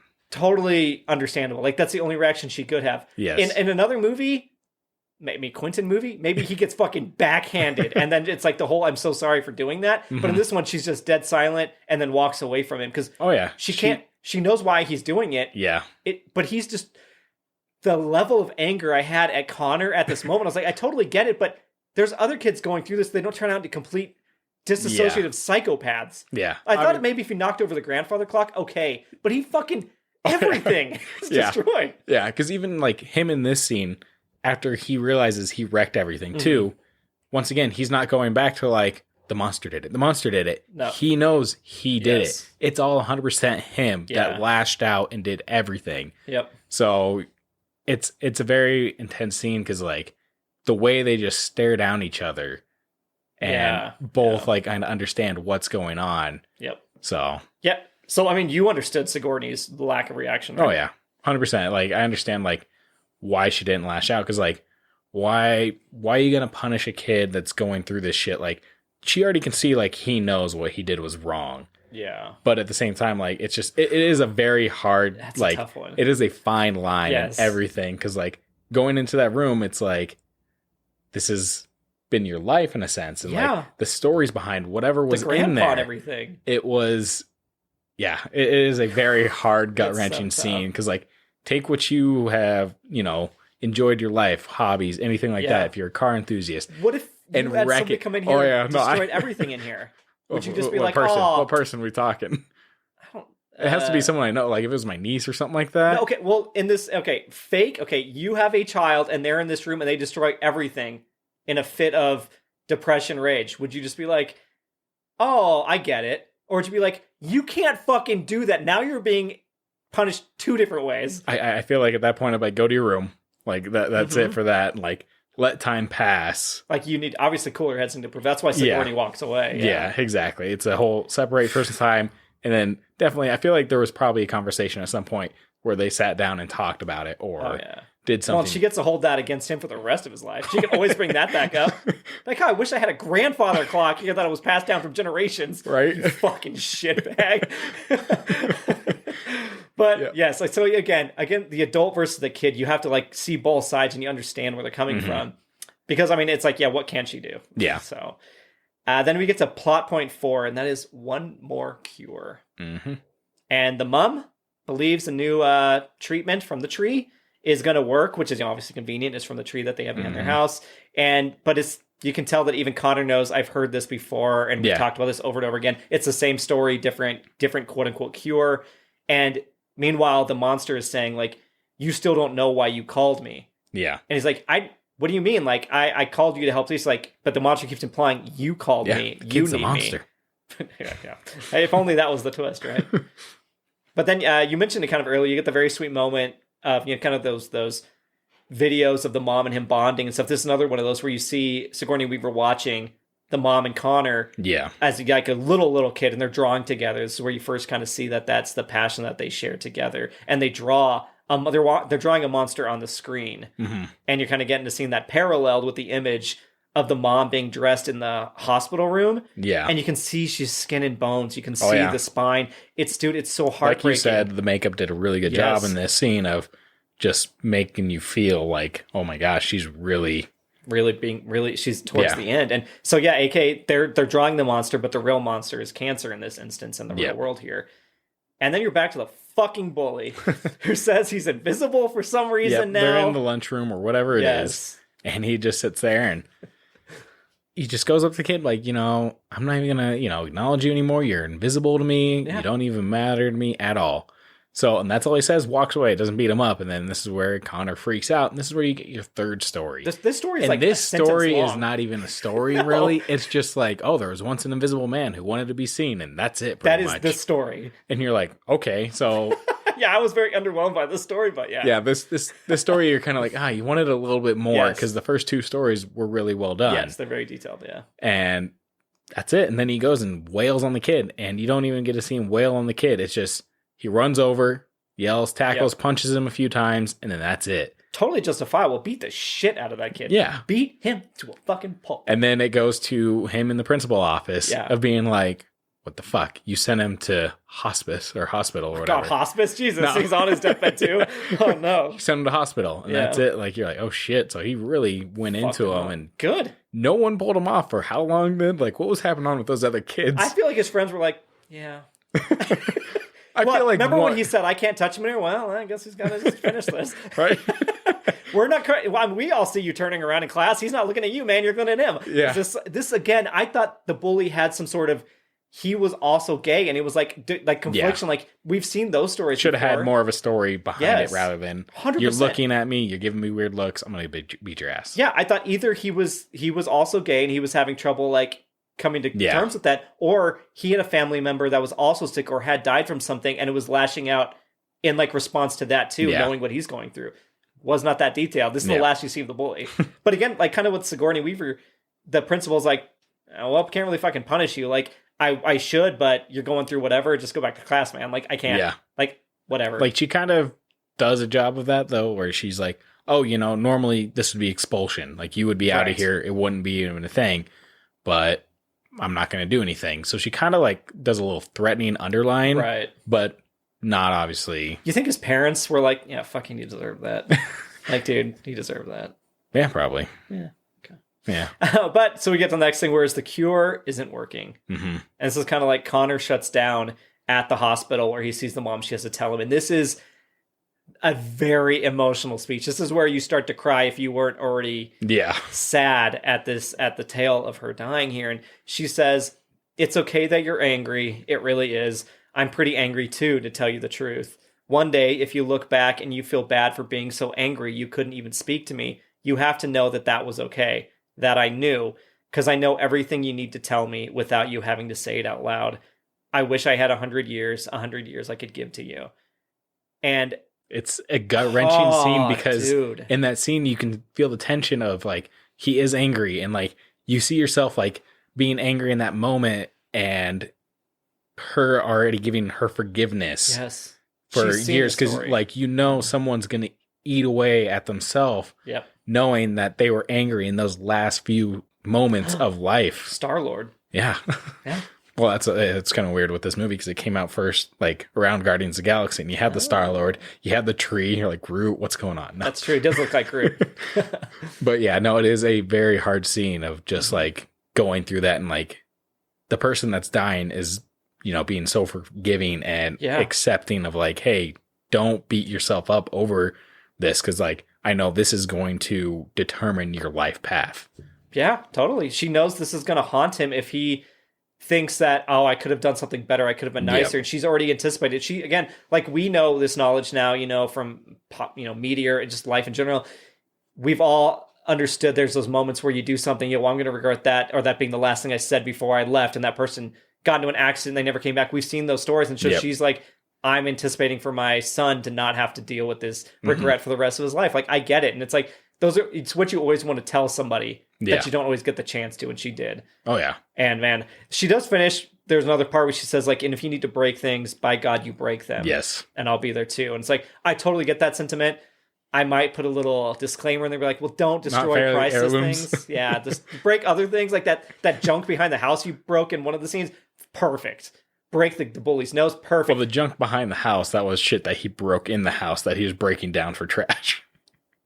That was earlier, right before he goes to the bully, and then later. Oh, okay, I thought you were talking like the desk and all that. No. Like all the wood stuff, when he was cleaning up. Okay. He was also very angry about cleaning that up. I was like, you should have learned your lesson, kid. But he's like throwing it down. I was like, fuck this kid right now. But anyway, I understand what he's going through. But yeah, so I mean, yeah, I do love the sentiment. And kind of both ways. Like, if you need to break things, break them. But I think it's more not literal. Yes. It's figurative. Yes. But anyway. Yeah. And then direct your anger, mainly. Yeah. Yeah. And then plot point 5, the last one, is the monster's real mission. Mm-hmm. So he obviously, he runs out of the hospital. Yep. And he goes running straight to the Yule tree that's in the cemetery. Yep. And he just kind of hunkers under there and is like, what is going on? Like, he's trying, like, I thought you were going to heal my mom. Like, you said you're going to heal her, all this stuff. Yep. And it was weird because, like, I didn't expect the tree to come alive there. Right. But yeah, no, sprouts out. And do you think he, like, fell asleep or just had another disassociative moment? No, honestly, though, which one is it? Is he falling asleep every time, or is it his imagination is so big that this is him? I'm going to say probably just fell asleep, yeah. Really? Okay, so I'm on the imagination side. So yeah, he's like angry at the tree, and he's kicking at it, and he's like, but then the monster wakes up, and he's like, I came to heal you. Yes. And he's like, fuck, what are you talking about? Yeah, I didn't need healing. My mom's the one who needed the healing. And you have a moment here where finally that whole, nightmare that he has at the beginning kind of comes to fruition of, like, everything's happening. His mom's there all of a sudden. Yes. And the whole, like, earth is collapsing underneath him. He goes over to catch his mom, trying to save her from falling. Yeah, it's a haunting line when he's like, it's time for the fourth tale, it's time for your nightmare. And then when you do see, like, that everything's starting to crumbling, and he's like, well, she's already here. And you're like, oh, no. And you turn around, and she is just the mom standing there. And then, So he can't save her.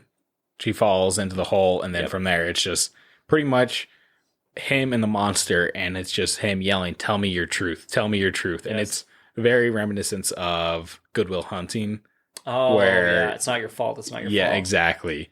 And so when he's just kind of going in, tell me your truth, and he just finally, breaks down, he's like, I want it to end. I wanted her to end. Yeah, I want it to be over. And in that moment, you realize at the same time, like, you understand his pain of, like, you don't want someone to go through all this suffering and everything.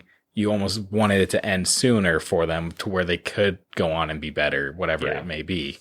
Yeah, it's a very real emotion, and that also feels shameful at the same time as freeing, because, and like you said, it's definitely, I want the pain of my mother's pain to go away, but I also want this to be over so I don't keep going through this pain. And that's the selfish feeling that he's struggling with a lot. It's like, obviously, so the monster does talk to him. He's like, you don't want your mother to die, but the pain that's causing over and over again. You want her to finally go so that she can be pain-free, and you can kind of move beyond this moment. And we've all been there. Yeah. Again, like, he's pretty much saying, like, it's okay to have these thoughts. Yeah. Like, that's a human emotion. It's nature. Like, it's okay to think this way at times. Yeah. It's like self-preservation in a way. And he's like, that Connor thinks he deserves, like, death and punishment for having the thought of being like, well, I just want it to be done so that I can move past this horrible moment. But he's like, hey man, you don't deserve punishment. Like, this is totally normal. Again, this is where I didn't love the monster, all of his interactions, until, like, the monster's kind of, like, cold, but he's supposed to be. I really like the monster in this last 10, 15 minutes. Like, he's it's like, that's the monster you wanted him to be the whole time. This kid needs fucking therapy, but he can talk to the tree in the meantime. But he says it's the most human wish there is. Yeah. And it's like, it's very true. Like, it's a selfless and selfish act at the same time. Yep. And so he finally just understands it and gets to kind of let all of it go. And then he does then, I think, like, he doesn't pass out, but, like, he's so exhausted he falls asleep in the tree's arm. Or the monster's arm. But yep. And then finally Sigourney Weaver finds him, and then they kind of head back. They're rushing to the hospital, and this is where I was the most nervous in this movie, because I was like, oh fuck, is it going to be one of those things where she has to go find him, and she's like, we don't have time, we need to get back to the hospital?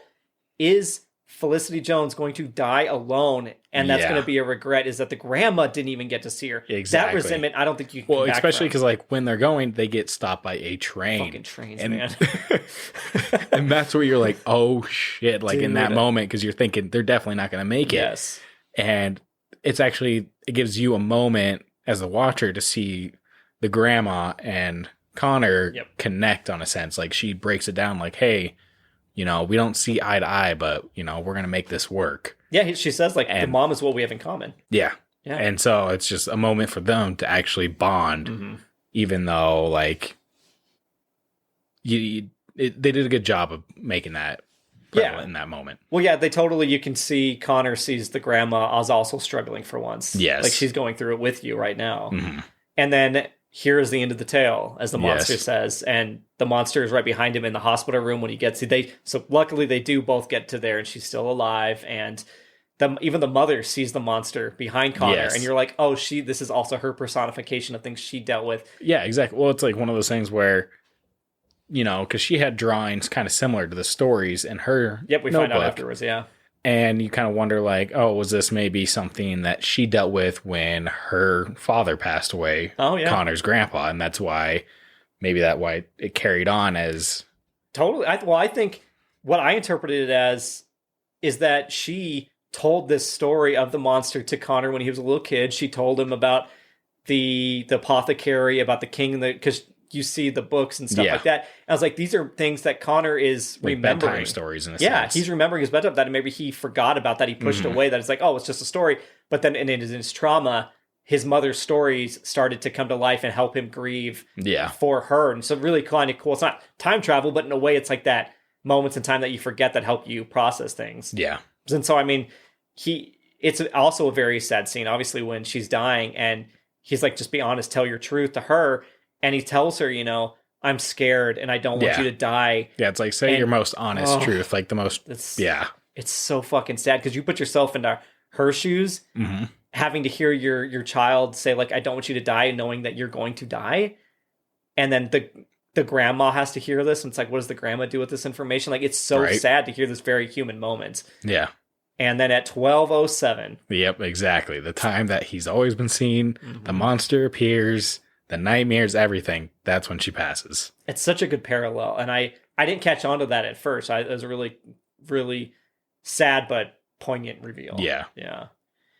And then, so then the grandma takes him home and she sets up the room for him, which is in her old room, and it's got all the pictures, and this is when he sees all the drawings of her, the stories that he saw in watercolor and stuff. And yeah, exactly. And it's definitely a moment where you see the grandma kind of being like, hey, I made this room for you. Like, once again, she prepped for what was inevitable, sadly. Yeah.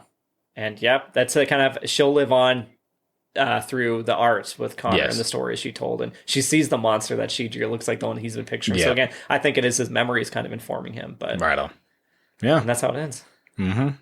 So, So 12:07, you always see 12:22, Todd. All the fucking time, dude. Dude, honestly, though, if I don't die at 12:22, fucking... burn everything that ever existed to me. Like, it's not worth it. It doesn't mean anything. Dude, I was on Iceland. It's in 24-hour time block, which is weird to get used to.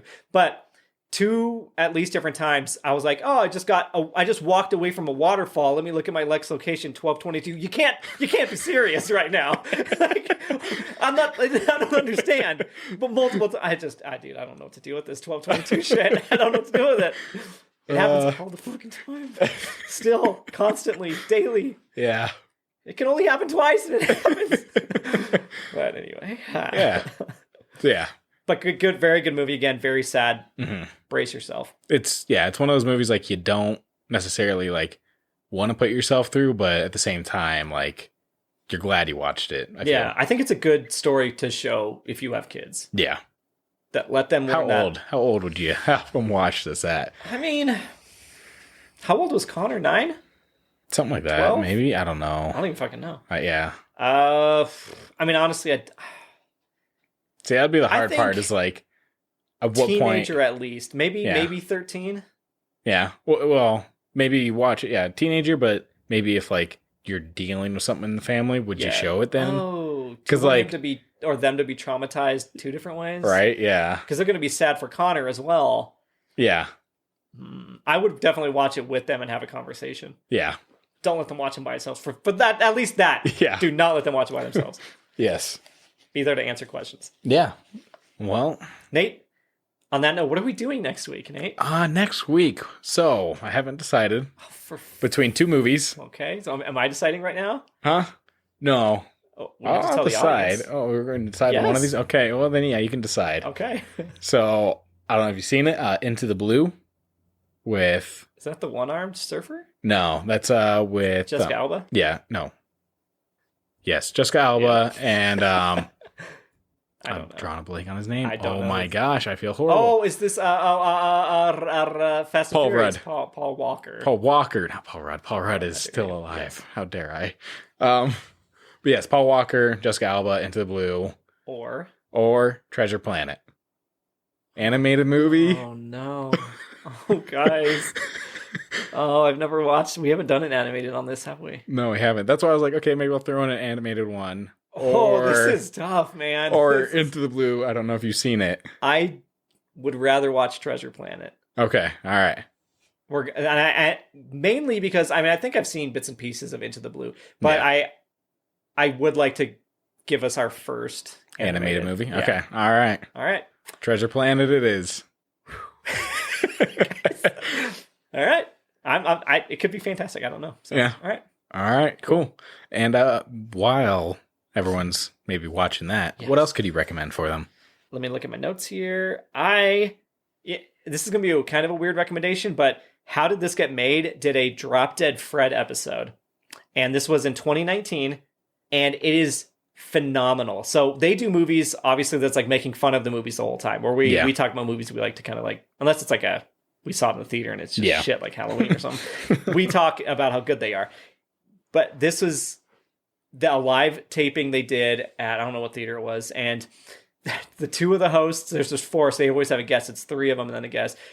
It's split down the middle. They're like, I love this movie. It was formative. It's the best thing I've ever seen. It got me into acting. The other ones are like, this is fucking trash. And it is so divisive. And then the audience is divided. And Did Jason Mantzoukas hate it? Mantzoukas loved it. Okay. June loved it. And they're never usually on the same side. They team up, but Casey Wilson and Paul Scheer hate the movie. And it is, so they start being like, are you Team Sanity? That means the movie sucks. Or Team Fred, meaning cool. And it's such a great episode. I've listened to it multiple times. And they just announced that they're releasing that episode for the first time limited on vinyl. They had somebody go back and they're releasing a dual-sided vinyl of the Drop Dead Fred episode. That's how good it is. Yeah. And I purchased it. I figured you would. I'm going to have the fucking vinyl, but go watch that episode. You'll love the series. The podcast, it's great. Nice. And then you know what? Go to Iceland. There you go. That's quite the recommendation. There you go. What do you got for them? So a little more local to Colorado, in the Denver area. Or completely, Yeah. So go to the Kris Kringle Market, or if there's one in your area, Kris Kringle Market. It's kind of like a German festival where it's like, oh, Christmas is coming around, so they kind of had a lot of Christmas booths and whatnot. That's cool. So Denver, they got German food there, obviously. That's right up They Nate's got alley. some good wine. It's actually warmed up and all that, so it's nice. Oh, what's that called? Isn't that called something? Gluten wine or something like that. I can't think of the name. It's like mule wine or something. It's mule wine is like one of the things, but what they call it is I think a little different. Interesting. Or I'm wrong. And Iceland loves Christmas, by the way, too. There were sort of Christmas lights and stuff up. It's very. I love that festive, especially in like small towns. Yeah. They look like small towns. So yeah, there's a lot of good stuff there. And then also, if you're there, stop by Baby Fire Pits. They do some awesome stuff there. Baby Fire Pits? Yeah, it's a little fire pit that you can set in the center of your table or whatever. And it's not where you can cook have babies. No. Okay. You can have a little nice like fire indoors. It's a smokeless fire that they have. And they do other stuff. They do some metalworking, like, wall hang gear, like pictures. Do you own? Yes. Okay, that's the one. Okay, that's the one I always see. Okay. And then they also do ornaments there as well, little metal ornaments. So, nice. And the guy there, he's really nice, really well done with customer service. Oh. So. Plug. Yeah. Plug. What? It's called Kringle what? Kris Kringle Market is the name of the event, and then Baby Fire Pits is. And it's just this time of year? Yeah. Okay. Cool. Great rec. Timely. Mm-hmm. Well, on that note, Nate, if they do any of these things, if they happen to go to Iceland or Kris Kringle Mart, how can they talk to us? They could do that, or they could let us know what they ate. Spoiler. Oh, not that. Spoiler on what you ate. Shit. Or what you ate for Thanksgiving, let us know. Ooh. What non-traditional food did you have? Dude, I'm all about the traditions. I don't know. I'm a little different about it. I like turkey gravy, mashed potatoes. Fuck me up with some marshmallow, sweet potato. Give me something else. Give me breakfast for Thanksgiving. Well, either way, let us know by getting in contact with us on Facebook, Instagram, Twitter, TikTok, or you can email us at theendissci@gmail.com. Us? You can email Nate. By the way, Twitter, who knows, man, if that's going to be around by the time this episode even comes out. But That's fair. Also, you can rate us wherever you're listening at. Yeah. If it's Spotify, Apple. Yeah. If you can leave a comment, that'd be great. Leave a comment there. Loves it. Mm-hmm. And I think that's it. That is it. Yeah, share us as well. Share us with your friends. Yes. Like swingers. While you're at Thanksgiving dinner, post-Thanksgiving dinner. Between arguing with family about politics, yes, share us. Yeah. Well. What quote do you have from this? Because they're usually funny. Yeah, usually funny, but yeah. I was like watching, I was like, I don't know what he's gonna pull out of this one. It's gonna have to be motivational instead. It's not please don't let it be I'm the only one that touches him. No, it is one you've already said. Okay. And if you have to break things, then by God, you break them. Hell yeah. Figuratively. Yes.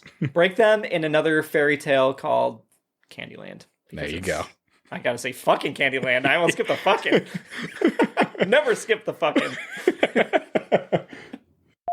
Baum and Hans Christian Andersen, which is and Hans Christian Andersen. Jesus Christ, that is a mouthful. Ooh, let me. Yeah. Okay. As I hit the mic and the cord and everything, it's messy. It's messy in here. It's been a while.